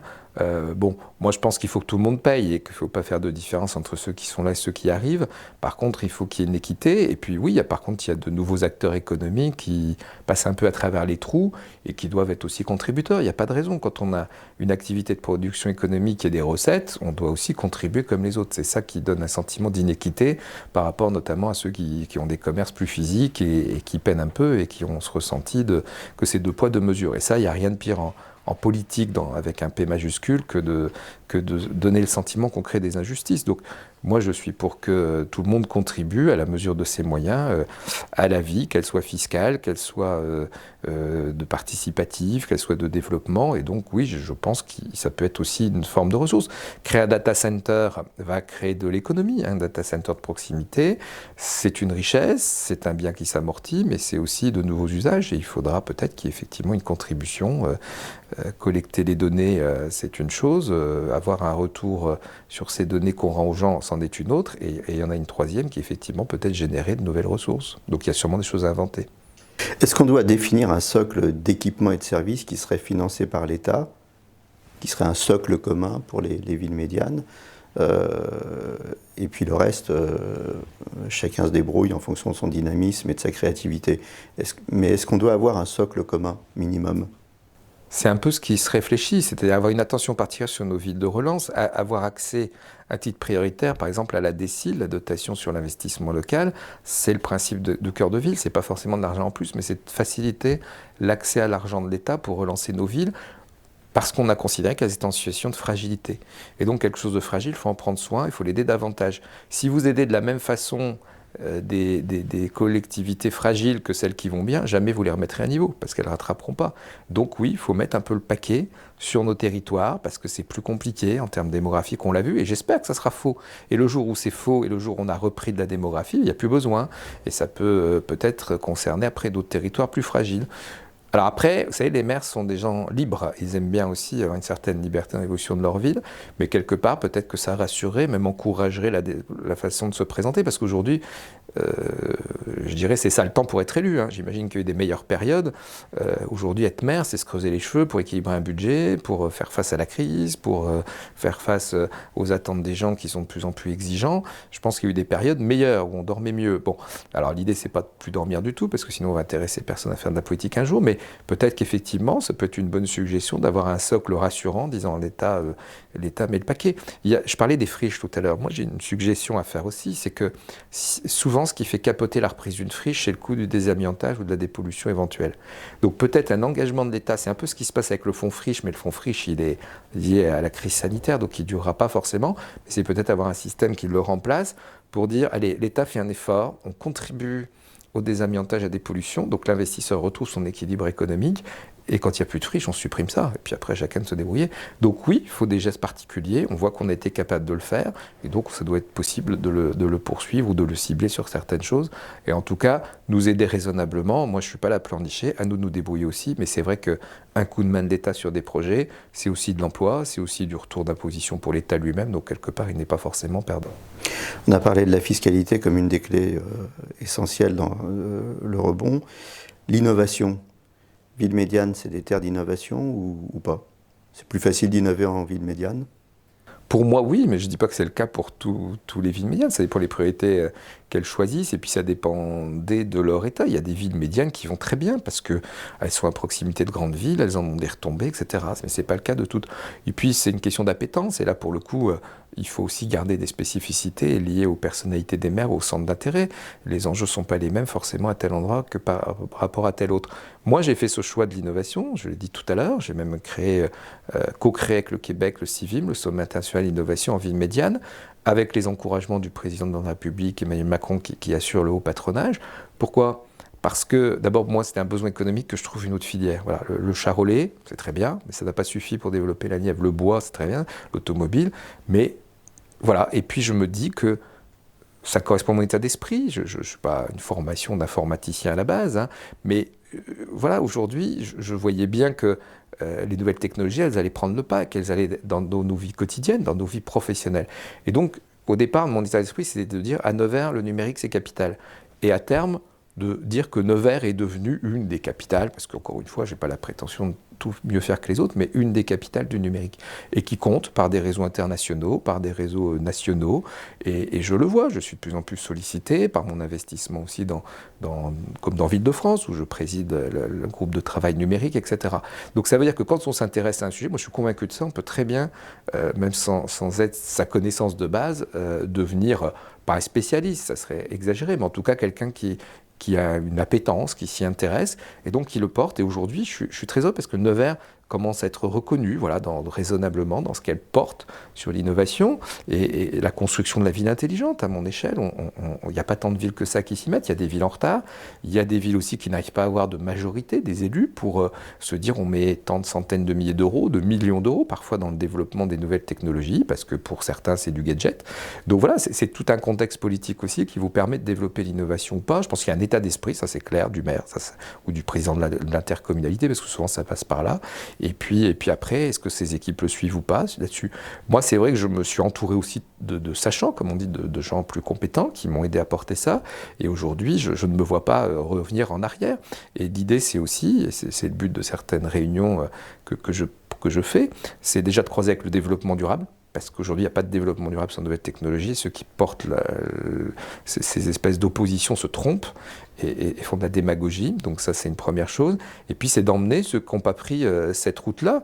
Et je sais que parfois, certains élus ont considéré, comme sûrement au début du XXe siècle ou du XIXe, que l'électricité, ce serait un gadget et que ça passerait. Non, les nouvelles technologies ne passeront pas. Elles seront dans nos vies. Et c'est au contraire, nous, les élus, on peut aider à ce que ça ne mange pas, à ce que ça ne soit pas le côté négatif et qu'on s'en serve dans le bon sens du terme, comme je disais tout à l'heure, au service de chacun. Ça, on peut être les garants de cela, tout en respectant les données personnelles, et ça, j'y tiens beaucoup. Outre l'impulsion du maire, l'état d'esprit des élus, qu'est-ce qui fait que c'est plus facile d'innover dans une ville médiane pour quelqu'un qui porte un projet industriel ou une start-up? Alors c'est plus facile et parfois ça peut être aussi plus compliqué, et c'est pour ça qu'il faut acquérir une forme de crédibilité. Et je me rappelle au départ d'aller au CES Las Vegas, je crois qu'on était à peu près la seule agglo de France, où les gens demandaient ce qu'on faisait là. Bon, après il faut accrocher, il faut être présent, et puis c'est des réseaux, puis on revoit les mêmes un peu, que ce soit en Israël, à Las Vegas, à Barcelone, à Vivatech, etc. Et là les gens se disent bah tiens, ils en veulent, ils s'intéressent, etc. Donc voilà, faut battre déjà un peu des frontières en se disant ces villes-là, elles n'ont rien à faire là-dedans. Donc moi je veux démontrer que ces villes-là, et c'est cette idée qui m'est venue avec le maire de Shawinigan au Québec en revenant du CES, de me dire on va faire notre petit CES, voilà, on a un casino, on va pas forcément en mettre beaucoup plus, mais surtout on va montrer que les nouvelles technologies, elles sont accessibles aux villes médianes. Après, je pense que ça devient, une fois que vous avez acquis cette crédibilité, ça devient plus facile de le développer, vous intéressez les grands acteurs, parce que vous devenez une zone expérimentale, plus abordable que d'expérimenter dans une grande ville. Et à périmètre plus petit, je le vois par exemple sur nos passages piétons connectés, sur d'autres choses, pour mieux de sécurité routière, on nous a choisi parce que justement, économiquement, c'était sans doute plus intéressant pour ces groupes-là de le développer sur un plus petit territoire. Et moi, j'aime bien qu'on serve de laboratoire. D'ailleurs, dans mon état d'esprit, pour moi, la politique, c'est un laboratoire. Et j'aime bien tenter, expérimenter, changer, par exemple, le sens d'une rue. Bon, est-ce qu'on a raison, est-ce qu'on n'a pas raison? Il y a des demandes, il y a des gens qui sont pour, des gens qui sont contre. Mais moi, je le fais dans un premier temps, titre temporaire. Et puis, si effectivement, c'est du bienfait au quotidien, on le garde. Si ça ne marche pas, on change. Et donc, l'innovation, elle permet aussi cette souplesse. Et donc, dans nos villes, c'est plus facile de modifier, d'adapter, de voir si ça fonctionne ou ça ne fonctionne pas que dans des grandes villes. Et je me rappelle, avoir parlé de la 5G à des grands groupes qui au départ m'ont rigolé au nez en disant c'est pas pour vous. Il faut arrêter ça. Parce que sur le plan de la démocratie, c'est une remise en cause. Et moi qui combats les extrêmes, et je l'assume, c'est une forme d'entraînement de mépris. C'est-à-dire que vous avez des gens dans nos villes, c'est aussi ce qui a fait montrer les extrêmes dans nos territoires, c'est parce qu'ils se sont sentis déconsidérés. Ils n'avaient pas droit à la même chose que les gens dans les grandes villes. Je suis désolé, on peut avoir la même chose, raisonnablement, à proportion, en équité. Et c'est cette forme d'esprit que je combats, de se dire, ben vous êtes entre guillemets des souffrances. Vous avez choisi d'habiter en province, pardonnez-moi d'être familier, mais vous êtes des ploucs, parce que ça on entendait ça beaucoup, vous prenez donc vos bottes en caoutchouc et allez dans les bois. Je schématise beaucoup. C'est fini ça. C'est fini. En tout cas, moi je me bats contre ça et je me dis, on peut avoir des chaussures propres chez nous et on peut porter les nouvelles technologies chez nous aussi. Donc aujourd'hui, parce qu'il y a des grandes villes aussi qui ont refusé la 5G, les opérateurs se sont dit, ah bah tiens, finalement, on va peut-être quand même aller dans des villes de taille médiane, et c'est ce qu'on a obtenu, et notamment avec le plan de Cédrico sur 25% de zones peu denses qui puissent tester la 5G. Dans les 20 ans à venir, justement, autour de quelle activité va se structurer le développement économique des villes médianes? Écoutez, d'abord l'industrie est en pleine mutation, mais elle l'est aussi grâce aux nouvelles technologies. Et je le vois par exemple, nous qui portons pas mal le drone, vous avez des tas de secteurs où le drone devient de plus en plus utilisé. Par exemple, on a des techniciens de la SNCF, vous n'envoyez plus quelqu'un examiner le dessus d'un wagon. Donc vous limitez le risque d'accident du travail, voire parfois le risque létal. Donc vous sécurisez une activité. Par contre, vous ne supprimez pas forcément d'emploi, parce que celui qui est monté, si vous le formez à piloter un drone, il va piloter le drone et puis il va inspecter tranquillement ce qu'il faut changer comme pièce, ce qu'il faut réparer. Donc ça, c'est en pleine mutation grâce aux nouvelles technologies. Et ça, c'est possible aussi chez nous, dans les territoires. L'enseignement à distance, c'est une chance pour nous, je l'ai dit tout à l'heure, ça nous permet de proposer beaucoup plus de filières et de garder des étudiants sur place. Et ils apprennent aussi bien, parce que le juge de paix là-dessus, c'est pas d'être en amphi ou de pas être en amphi. On sait très bien dans les grandes villes, les amphis craquent, et la plupart sont pas forcément en amphi, ils sont chez eux sans être encadrés. Chez nous, ils sont encadrés. Et la plupart du temps, ils ont même de meilleurs résultats que ça devient injuste pour les métropoles, ils ont presque des meilleurs résultats que ceux qui sont soi-disant en présentiel. Donc voilà, l'idée, c'est pas qu'ils aient de meilleurs résultats de moins bons, mais qu'ils soient aussi bien formés que les autres. Donc notre chance, c'est de pouvoir former à des nouveaux métiers dans nos villes aussi. C'est pas d'attendre qu'on nous en envoie depuis les métropoles. Là, je le vois par exemple depuis les internes pour les CHU. C'est aussi montrer que les nouvelles technologies, y compris en médecine, on peut avoir des beaux plateaux techniques et intéresser. Ça, c'est un vrai enjeu de remaillage du territoire qui est très d'actualité sur le plan médical. C'est aussi de proposer des beaux plateaux techniques dans nos hôpitaux de province, de proximité ou régionaux, et pas seulement que dans les CHU. Encore une fois, le combat, c'est pas d'affaiblir les autres, mais c'est de prendre notre part aussi raisonnablement, parce que c'est aussi une forme de garantie démocratique. Quand les gens ont le sentiment qu'ils sont considérés de la même façon, vous apaisez davantage le fonctionnement démocratique, moi je le vois comme ça. Donc voilà, notre avenir c'est ça, c'est grâce aux nouvelles technologies notamment, et puis à la qualité de vie et aux soins qu'on prend depuis longtemps, notre environnement. Peut-être que les gens des grandes villes découvrent qu'il faut respecter l'environnement. Dans nos villes, on a toujours respecté l'environnement, parce que c'était une de nos richesses touristiques, et aussi de qualité de vie, et aussi de pouvoir aller faire son footing au lieu de le faire en ville, dans les bois en 10 minutes. Alors bon, il y a des bois dans les grandes villes parfois aussi, mais voilà, on a cette chance-là, d'adaptabilité, de souplesse plus facilement que dans les grandes villes. Et donc, ça permet effectivement de nous donner sans doute plus de chance sur beaucoup de transformations qui arrivent. Votre regard de maire sur les nouveaux entrants, c'est un défi parfois, c'est structurant, ça peut être déstructurant, déstabilisant. Je pense à des gens comme Waze, Uber Eats, Airbnb, Peb iPhone. Ça structure, ça déstructure, ça désorganise, ça réorganise autrement. Comment font les maires avec tout ça? Ça fait réfléchir. Et déjà, il faut combattre les a priori. Voilà. Est-ce que, par exemple, quand vous avez une plateforme Amazon qui veut venir chez vous, vous avez des maires qui n'en veulent pas? Bon. Nous, les plateformes logistiques, elles nous étaient interdites faute d'un déploiement de l'autoroute après le circuit de Formule 1. Aujourd'hui, ça va se développer, rejoindre la RCEA jusqu'à Mâcon. Donc on va enfin redevenir accessible en centre de la France, qui était quand même un paradoxe. Donc est-ce qu'il faut refuser ça? Aujourd'hui, en logistique, c'est le secteur qui embauche le plus, à ma connaissance, en France. Donc c'est de l'emploi, c'est de nouvelles activités, des retombées économiques. Donc c'est comme tout, moi je suis pour une forme d'équilibre, c'est peut-être mon côté avocat avec la balance de la justice. Faut pas être rejet de tout ou être pour tout quelque chose, mais il faut trouver une forme d'équilibre. Et là, vous voyez, il y a une friche qui intéresse un acteur de l'économie, qui voudrait faire un grand retail, etc. moi, je veux bien. La condition, c'est que ça ne vienne pas concurrencer directement et tuer des commerces de centre-ville que j'essaye de relancer depuis 7 ans. Ça n'aurait pas de sens. Et la politique, c'est dans la durée. La politique, c'est de la construction, c'est dans la continuité. Faire le buzz, c'est très facile. On peut tous le faire un jour. Et puis, ça fait pchit derrière. Donc, moi, c'est pas ça qui m'intéresse. C'est de construire les choses. C'est d'anticiper l'avenir. Ça, c'est un rôle. Il faut avoir une vision pour être élu. Et réélu d'ailleurs. Il faut avoir une vision. Si vous n'avez pas de vision, vous ne servez à rien. Moi, quand j'ai plus de vision, je laisse la place, je m'en vais. Et puis peut-être c'est les gens qui décideront. J'espère pas, j'espère m'arrêter quand j'aurai envie. Mais plus sérieusement, voilà, moi j'ai rien contre. Ça nous oblige à réfléchir autrement. Et par contre, beaucoup de choses, mais comme dans toute relation humaine, passent par le dialogue. Donc il faut associer avec tous ceux qui arrivent et les nouvelles formes de commerce ou d'évolution, quelles qu'elles soient, ceux qui sont déjà là, et peut-être les inciter à se moderniser aussi. Je vois par exemple, moi je finance depuis longtemps un poste d'apprentissage auprès de la principale association de commerçants pour initier ceux qui n'ont pas encore de site internet. Et voilà, c'est quelque part une forme d'aide pour aussi, entre guillemets, se mettre à niveau des évolutions technologiques, parce que certains n'y vont pas naturellement ou en ont peur, il faut bien le dire. Donc voilà, nous, notre rôle, c'est de coordonner tout cela, et c'est peut-être certains rejetteront, d'autres courront derrière. Moi, c'est de voir comment je peux prendre le meilleur de ce qui arrive et puis essayer de l'associer à ce qui existe. Est-ce que, en parlant du rebond toujours, on a souvent eu des clés d'entrée géographiques, on va mettre l'accent sur telle région, sur telle... Est-ce qu'il ne faut pas avoir des clés d'entrée thématiques maintenant? Je pense par exemple à Action Cœur de Ville. C'est une entrée thématique et transversale à tous les territoires pour redynamiser les cœurs de ville.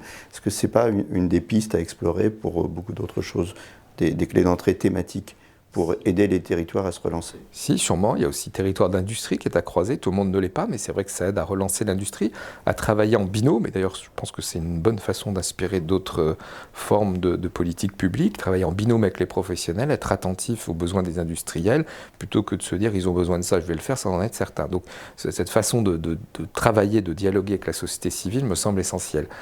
Tout le monde parle de participatif, ça a ses limites. Moi, je préfère parler d'implicatif. Et là, pour le coup, on travaille ensemble. Après, si je prends par exemple l'exemple des nouvelles technologies, de l'incubateur numérique que j'ai créé, mais il y en a dans beaucoup de villes médianes, on est parti un peu voilà, comme on a pu et il a été assez général. Je me dis, est-ce qu'il n'y a pas aujourd'hui, c'est peut-être le moment, on a un village by CA aussi, on travaille ensemble, c'est peut-être le moment de se spécialiser un peu. Par exemple, ma ville a une histoire autour de la mobilité, le territoire autour de l'automobile et autres, donc c'est peut-être le moment de raisonnablement, il ne faut peut-être pas le décider comme ça de façon tranchée du jour au lendemain et puis virer tous ceux qui sont là et qui ne sont pas dedans, mais d'évoluer et puis de dire on en fait, si ce n'est de la spécialité, on en fait voilà, une activité prioritaire. Et puis l'évolution naturelle se fera, et puis ça peut nous distinguer des autres. Moi, ma recherche dans tous les domaines, mais aussi dans l'innovation, c'est de faire différent. C'est pas de faire farfelu, mais je pense qu'on peut faire original sans faire farfelu. Si vous faites la même chose que les autres, vous n'aurez pas plus de regard. Si vous faites un peu différent, et c'est pas amenuiser l'autre, parce que l'autre, il peut aussi chercher à faire pareil, parce que les enjeux sont pas forcément les mêmes au sud, à l'est, à l'ouest, au nord, etc. Donc, voilà, je pense qu'on a une possibilité, en plus avec la loi qui va nous y encourager, moi j'y crois beaucoup sur la loi 3DS, faire différent, expérimenter et puis orienter, voilà, en faire une activité parfois effectivement spécifique à un territoire, ou en tout cas qu'on ne retrouve pas à 50 km. Il faut avoir des visions. Mais est-ce qu'il faut aussi avoir de la visibilité? Je vais vous poser une question en fait sur la fin du cumul des mandats. Est-ce que ça a été une difficulté supplémentaire pour les villes? Avant, il y avait beaucoup de députés maires, et notamment de députés maires de grandes villes, enfin de villes moyennes, et donc qui avaient plus accès à se faire entendre. La visibilité, est-ce que c'est un des problèmes aujourd'hui des maires des villes médianes? C'est une vraie question. Moi, j'étais contre, à la base, le cumul des mandats, et maire et président d'intercommunalité ne l'est pas, parce que c'est forcément un élu municipal. Bon, j'en cumule un autre aujourd'hui en étant élu régional, mais pour moi, les intercommunalités et les régions sont, sur le plan notamment économique et innovation, avec les SR2I, etc., les fers de lance des territoires sur ce terrain-là. Donc ça a du sens. Après, effectivement, j'entends aussi le discours qui est de dire, ben voilà, on ne pèse plus pareil quand on était député-maire. C'est vrai qu'on ne compte pas nos heures quand on est élu. Franchement, la plupart des élus sont des gens courageux qui portent les choses, quelles que soient leurs obédiences politiques ou pas, c'est pas le sujet. Mais donc, je comprends que sur le plan de la représentation nationale, on puisse se dire les maires comptent moins. Moi, écoutez, j'ai cette chance, en tout cas, de pouvoir dialoguer très facilement avec le gouvernement, avec des sénateurs, avec des députés, et relayer ce que je fais, d'être aidé. Est-ce que c'est un vrai sujet d'aujourd'hui de pouvoir redevenir maire et député? C'est comment le faire aussi. Alors vous me direz, par exemple, les députés, ils doivent être en territoire, donc quand ils étaient en territoire, ils étaient maires. Mais quand ils étaient à l'Assemblée, quelque part, on ne va pas se mentir, en général, c'est le premier adjoint qui porte la ville. Je ne suis pas sûr qu'il faille revenir en arrière, mais il faut peut-être revoir les choses, il faut peut-être revoir des strates, il y a les pays, il y a les départements, il y a beaucoup de choses, et il faudrait peut-être simplifier cela. Et puis, je pense que c'est aussi la façon de travailler avec ces députés ou ces sénateurs qui compte quelque part, parce que bon, si c'est vous qui relayez à l'Assemblée un besoin d'un territoire, si c'est le député qui vous entendez bien qu'il le fasse, je ne vois pas où est le problème, et vous vous consacrez plus à un développement, ce qu'on appelle du bloc communal, commune interco, et je vous assure que ça prend 100% ou 150% déjà du temps. Donc voilà, c'est comment mener tout, et je ne suis pas le mieux placé pour en parler, puisque j'ai plusieurs mandats, mais en même temps, je leur donne du sens en les liant et en les articulant, et aujourd'hui, je me rends compte, au départ, moi, personnellement, je me dis, être maire, c'est déjà bien, je vais essayer de continuer mon métier d'avocat aussi, mais je n'aurais pas été président d'intercommunalité, j'aurais pas pu mener des 3/4 des projets de la ville-centre. Donc qu'est-ce qui a du sens aujourd'hui, au-delà de dire, il faut que ça soit comme ça ou comme ça. Et franchement, aujourd'hui, se consacrer aux intercommunalités qui se développent beaucoup, ou pourquoi pas à la région, ça a du sens. Et puis travailler plus en lien avec la représentation nationale, avoir un gouvernement accessible. Moi, j'ai trouvé que c'était le cas en tout cas, même celui d'avant. Hein. Donc, je ne suis pas sûr qu'il faille revenir en arrière, et ça ne donnerait pas forcément une bonne image aux citoyens, justement, ces cumuls qu'ils assimilent souvent d'ailleurs aux indemnités, ce qui est un faux sujet, et surtout avec le plafonnement qui existe. Réanimer les cœurs de ville, comment on fait ? Alors déjà, on fait un petit diagnostic de ceux qui sont là, ceux qui se développent, parce qu'il y en a qui se développent, il y en a qui vont bien, et puis il y en a d'autres qui ne vont pas. Moi, par exemple, j'ai revu toute la politique de circulation. Voilà. Il y avait 20% de voies entrantes, 80% de voies sortantes. Il fallait rééquilibrer. J'ai revu la politique de stationnement. Moi, j'ai essayé de le mettre gratuit. Je ne dis pas qu'il faut le faire dans toutes les villes. Stationnement de surface. C'est qu'est-ce qu'on peut aider. Moi, je ne suis pas le commerçant, je leur dis toujours, je ne suis pas là pour tirer le rideau. Ce n'est pas mon rôle. C'est encourager peut-être à s'adapter. L'idée, par exemple, quand j'ai fait des grandes zones bleues, travailler avec les commerçants, c'est de leur dire aussi, peut-être que en contrepartie, parce que je renonçais à 700 000 € de recettes par an, c'est pas rien, comment vous ouvrez différemment. Moi, j'entends beaucoup de gens qui me disent, je ne peux pas y aller en centre-ville, c'est fermé. Bon, est-ce que ça a du sens aujourd'hui, ouvrir en zone piétonne à 9h du matin? J'en suis pas sûr. Par contre, ça a peut-être plus de sens que certains jours, notamment les vendredis, qui est le jour le plus fréquenté, où il y a à peu près tous les Nivernais qui viennent dans la ville-centre. On ouvre en décalé, on ouvre entre midi et 2, mais s'il y en a un sur 5 qui ouvre entre midi et 2, ça ne marche pas, donc il faut que tout le monde le fasse, comme on ouvre parfois jusqu'à 19h30, 20h. Dans les grandes villes, c'est naturel, c'est même presque toute la nuit. Chez nous, ça ne l'est pas. Ou alors, il y a quelques petites épiceries qui le font, parce que voilà, c'est une spécificité. Mais je pense qu'il faut revoir, et il faut accompagner les commerçants à revoir leur logiciel, donc ça passe par le dialogue. Moi, je les rencontre souvent, j'échange, j'essaye de les emmener sur la livraison dernier kilomètre plus propre, plus durable, Voilà, tout ça, c'est des choses qui leur fait peur, et donc c'est à nous d'être didactiques, d'être pédagogiques et pas forcément coercitifs là-dessus. Après, c'est aussi embellir. C'est voilà, une zone piétonne qui est moche. Bon, si vous voulez acheter une alliance, vous irez chez votre bijoutier, mais si vous n'avez pas un but précis, vous ne viendrez pas. La plupart des gens qui vont en centre-ville, sauf un besoin spécifique, c'est se promener. Et quand vous vous promenez, on est tous pareils, quand on se sent bien, on sort son chéquier ou sa carte bleue et on fait quelques dépenses, y compris imprévues, quand on en a les moyens. Donc voilà, c'est être aidé à cela, et je le vois moi sur la zone piétonne, j'ai enfin obtenu qu'elle soit prise en compte dans le plan de relance, parce que c'est pas que de la voirie, c'est aussi du numérique, un peu comme dans les grands pôles, orienter les gens, c'est mieux sécuriser, végétaliser, créer des zones de fraîcheur, etc. Donc ça a un vrai sens, c'est d'être d'être au petit soin pour son cœur de ville, parce que le cœur de ville, c'est le cœur de l'agglomération, bien souvent dans la ville-centre, et puis un cœur qui bat plus, c'est une ville morte, donc ce cœur, il doit battre et il doit attirer plus de gens. Mais ça passe pas que par l'élu, c'est ça que je veux dire à nos amis commerçants, c'est aussi leur activité, leur dynamisme, et puis il y a quelque chose qui marche bien, qui coûte pas forcément très cher, c'est l'animation. Voilà, vous faites une animation, vous faites venir les gens, à part ceux qui regardent rien de ce qui se passe, il y en a encore quelques-uns parfois, mais franchement, c'est que ça bouge, quoi. C'est que ça bouge intelligemment.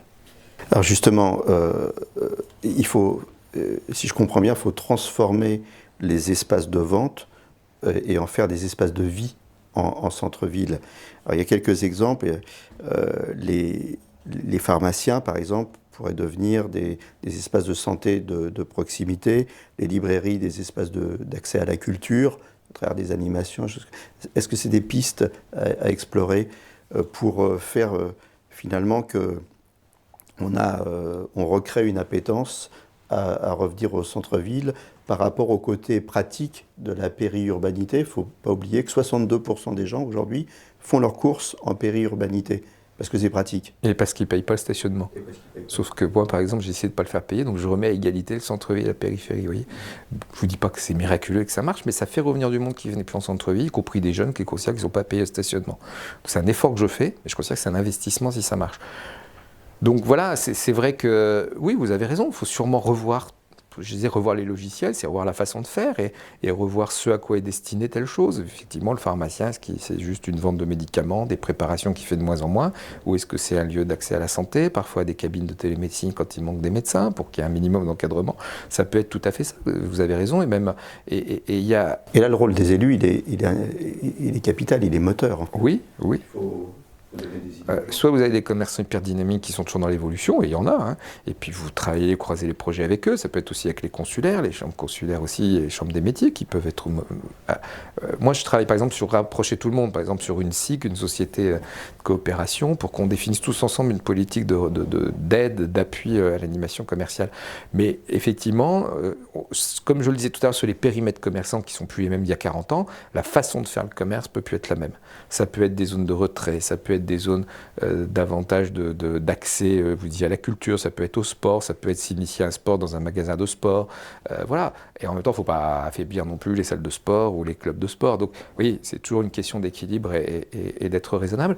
Et il y a un facteur supplémentaire, si on parlait tout à l'heure d'Action Cœur de Ville, on n'a pas parlé du logement, mais la plupart des commerces avant, en centre-ville, c'est des petites surfaces, le commerçant qui habitait au-dessus, qui depuis Belle-Lurette n'habite plus au-dessus, et qui deviennent des réserves et pas en bon état. Donc aujourd'hui, ce qu'on est en train de faire, c'est que parfois on rachète des cellules commerciales vides par des foncières ou directement, on en maîtrise le coût de relocation derrière, et puis surtout, à partir du moment où ils sont contigus, on crée des surfaces qui correspondent davantage à certaines activités, on crée une entrée séparée pour recréer des logements au-dessus, et donc on remet des habitants. La remise d'habitants en centre-ville est essentielle, parce que les gens sont partis, soit parce que la fiscalité était trop chère, soit parce que c'était pas commode et les logements ne correspondaient pas aux attentes.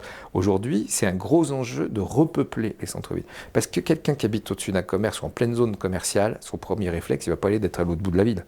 Il va être de consommer à côté. Donc c'est une forme de relance aussi du commerce que de remettre des habitants. Et puis évidemment, ça aide aussi la démographie de la ville. C'est facile de repeupler les centres-villes quand 34% des habitants des villes médianes disent « moi j'habite à la campagne » parce qu'en fait ils assimilent leur bassin de vie. Oui, mais... Il n'y a pas une appétence au contraire de la maison d'habiter à la campagne. Si, mais c'était ce qui est porté, c'est le modèle français qui est porté depuis très longtemps. Sauf qu'aujourd'hui, les gens ils se rendent compte aussi qu'en étant en extérieur, il y a eu parfois ce que je vous disais du dumping des villes périphériques par rapport à la ville centre. Et elle se coltine toutes les charges. Par contre, ils se sont rendus compte qu'il n'y avait pas forcément de crèche. Et que si on joue un jeu un peu de se dire c'est celui qui paye qui habite en premier, ben on privilégie les habitants de la ville-centre. Et donc les gens ont pu accès aux crèches. Et puis ils se sont rendus compte qu'il fallait 2 voitures. Et puis quand les enfants qui étaient petits, quand on est à l'école et qu'on gérait, après ils sont ados, ils veulent voir leurs copains, ils veulent faire du sport dans la ville-centre, etc. Parce que c'est là où il y a le plus d'offres. Et ben voilà, 2 voitures ça coûte cher et ça coûte parfois plus cher que de payer un peu plus d'impôts dans la ville-centre et d'en avoir qu'une. Donc tout ça fait qu'il y a on revisite les choses et les jeunes générations qui arrivent pensent autrement aussi là-dessus. Et certains se disent je veux pas de voiture, donc je veux être capable de faire, vous savez, le fameux concept des 15 minutes. Je veux tout trouver sous les 15 minutes. Ça, c'est une chance pour nos centres-villes. Donc, c'est complètement une révision de ce modèle-là. Ça ne veut pas dire qu'il ne faut pas continuer à ce qu'il y ait des habitants à la campagne. Parce que je contredirais ce que je veux dire. Il faut mailler. Mais il y a des gens qui peuvent se le permettre, des gens qui ont envie. Il y a des gens qui n'ont peut-être plus d'activité active et qui sont bien à la campagne, puis qui vont une fois par semaine en centre-ville. Ils n'ont pas la même problématique d'avoir 2 voitures. Mais les gens actifs, qui ont des petits-enfants qui deviennent plus grands, est-ce que c'est un vrai sens aujourd'hui d'avoir ce modèle-là, ou plutôt de chercher une maison en ville, qui devient de plus rare, donc les prix montent, et tant mieux, je l'ai dit, parce qu'ils étaient très faibles pour ceux qui avaient investi. La clé, c'est pas d'opposer le cœur de ville, la périurbanité, la campagne, tout ça. La clé, c'est de trouver la bonne articulation pour que tout ça fonctionne harmonieusement, et qu'à un moment de sa vie dans la ville médiane, on trouve le bon endroit où habiter, c'est ça ? Ben, la clé, c'est qu'il en faut pour tout le monde. Et puis, vous n'avez pas les mêmes envies à 20 ans qu'à 45 et qu'à 60. Donc, il y a un circuit, hein, comme dans les maisons de retraite, des maisons de retraite non médicalisées, puis que vous allez moins bien, ben, il en faut une médicalisée. Puis, avant, essayez de rester chez vous. Voilà. Donc, il y a un circuit, quelque part, une filière qu'on doit proposer. Ben, c'est pareil pour une vie.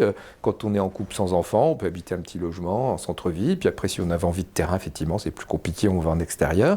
Puis après, quand on a pris un peu d'âge et que les enfants sont ados, ben, peut-être qu'on se ressent en centre-ville, dans quelque chose de plus grand, parce qu'on a un peu plus de moyens si le parcours professionnel a été correctement. Voilà, et donc, nous, élus, on se doit de veiller à ce qu'on puisse proposer voilà, tout cela et que tout ça coexiste. Et cette filière de vie, on peut la proposer sur le même territoire parce que, comme on le disait tout à l'heure, c'est un territoire accessible financièrement à tous, quelles que soient les étapes de sa vie.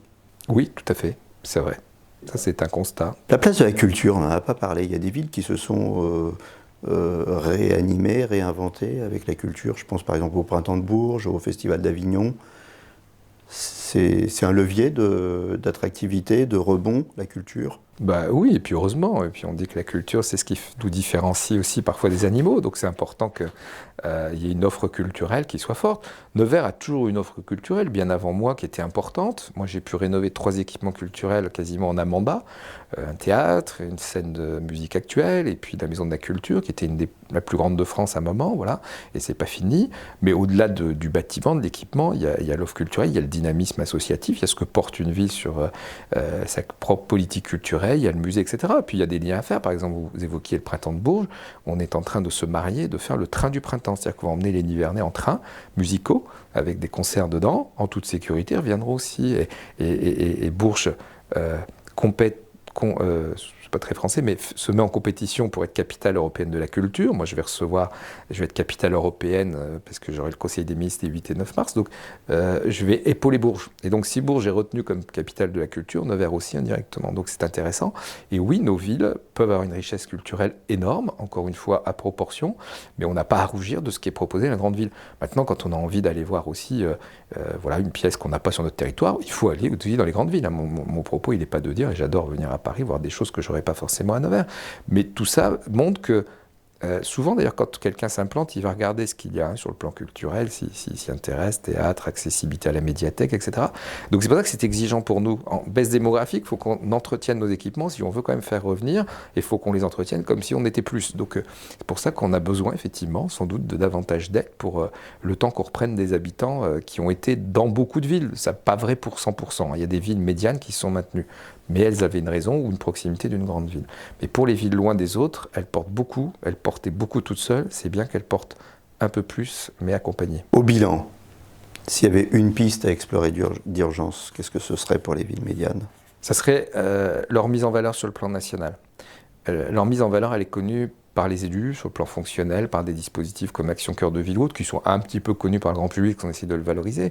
Mais je rejoins ce que je disais tout à l'heure, peu d'intérêt médiatique. Alors de temps en temps, on sort le palmarès des villes dans lesquelles il fait meilleur vivre, etc. Souvent, ce sont des villes un peu plus grandes que des villes médianes, d'ailleurs, qui sortent leur épingle du jeu.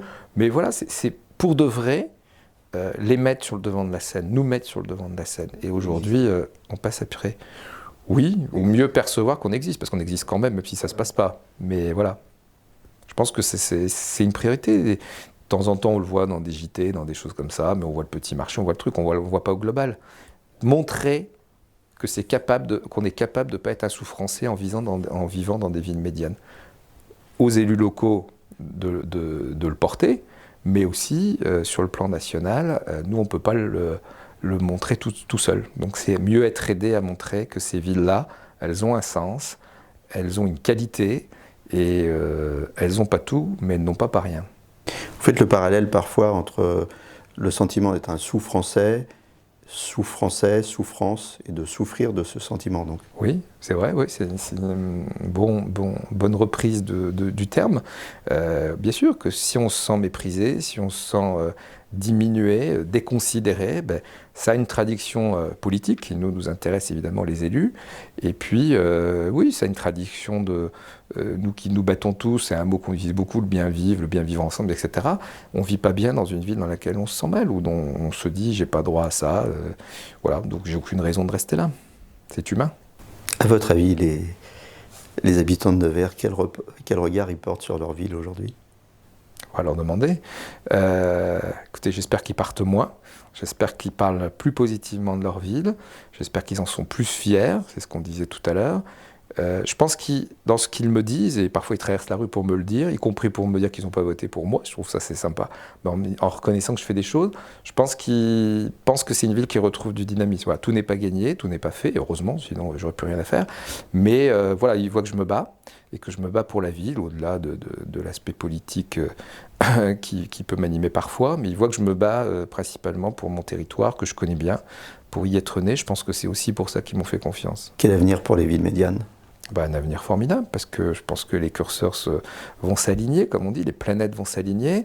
Et je le dis, les nouvelles technologies maîtrisées, un prix du foncier mis en avant très accessible, des services raisonnables, mais qui correspondent à tout ce qu'attendent les gens pour vivre au quotidien. Après, quand ils veulent se faire, encore une fois, des petits plaisirs supplémentaires, il y a facilement aujourd'hui moyen de se déplacer. Ça, c'est important quand même. Une accessibilité. Et Nevers, en cœur de France, donnait le sentiment que c'était pas accessible parce qu'on a des vieux trains, on avait une autoroute cul-de-sac. L'accessibilité aujourd'hui, on sait très bien que c'est un critère et beaucoup de gens, ils ont besoin de se déplacer d'un point A à un point B facilement, y compris chez nous. Donc c'est pour ça que je vous disais qu'on a mangé notre pain noir, on a été oubliés pendant 25-30 ans, pas de développement d'autoroutes, des lignes et des vieux trains. Tout ça, c'est fini, ça change, donc vous voyez que ça ne dépend pas que du maire, même si on peut peser et qu'on peut râler, mais c'est un tout, voilà, comme beaucoup de choses. Donc si on nous situe mieux, si on nous rend plus accessible et que d'un autre côté, nous, élus locaux, on se bouge, on se tourne vers la modernité et on propose autant de services qu'on peut trouver dans une grande ville, je pense que la partie sera gagnée pour nous remailler, reprendre de la population, et donc plus de population, plus de moyens, pour une fois qu'on sera à niveau, y rester et continuer d'intéresser. Dans les 50 dernières années, les politiques n'ont pas porté suffisamment d'attention aux villes médianes, c'est fini ça?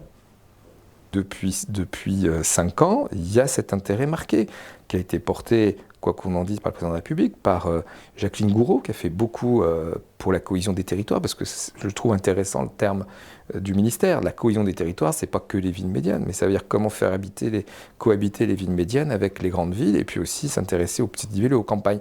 Donc voilà, pour moi, c'est l'incarnation de cette globalité, et j'espère qu'on ne remettra pas ça en cause, parce que là, pour le coup, je serai moins optimiste sur l'avenir. Et vous alors, demain, dans quelle ville, dans quel type de ville vous voulez vivre? Moi, écoutez, je me trouve très bien à Nevers. J'ai fait le choix d'y revenir après mes études de droit à Dijon et à Grenoble. Donc, c'est pas forcément pour repartir définitivement.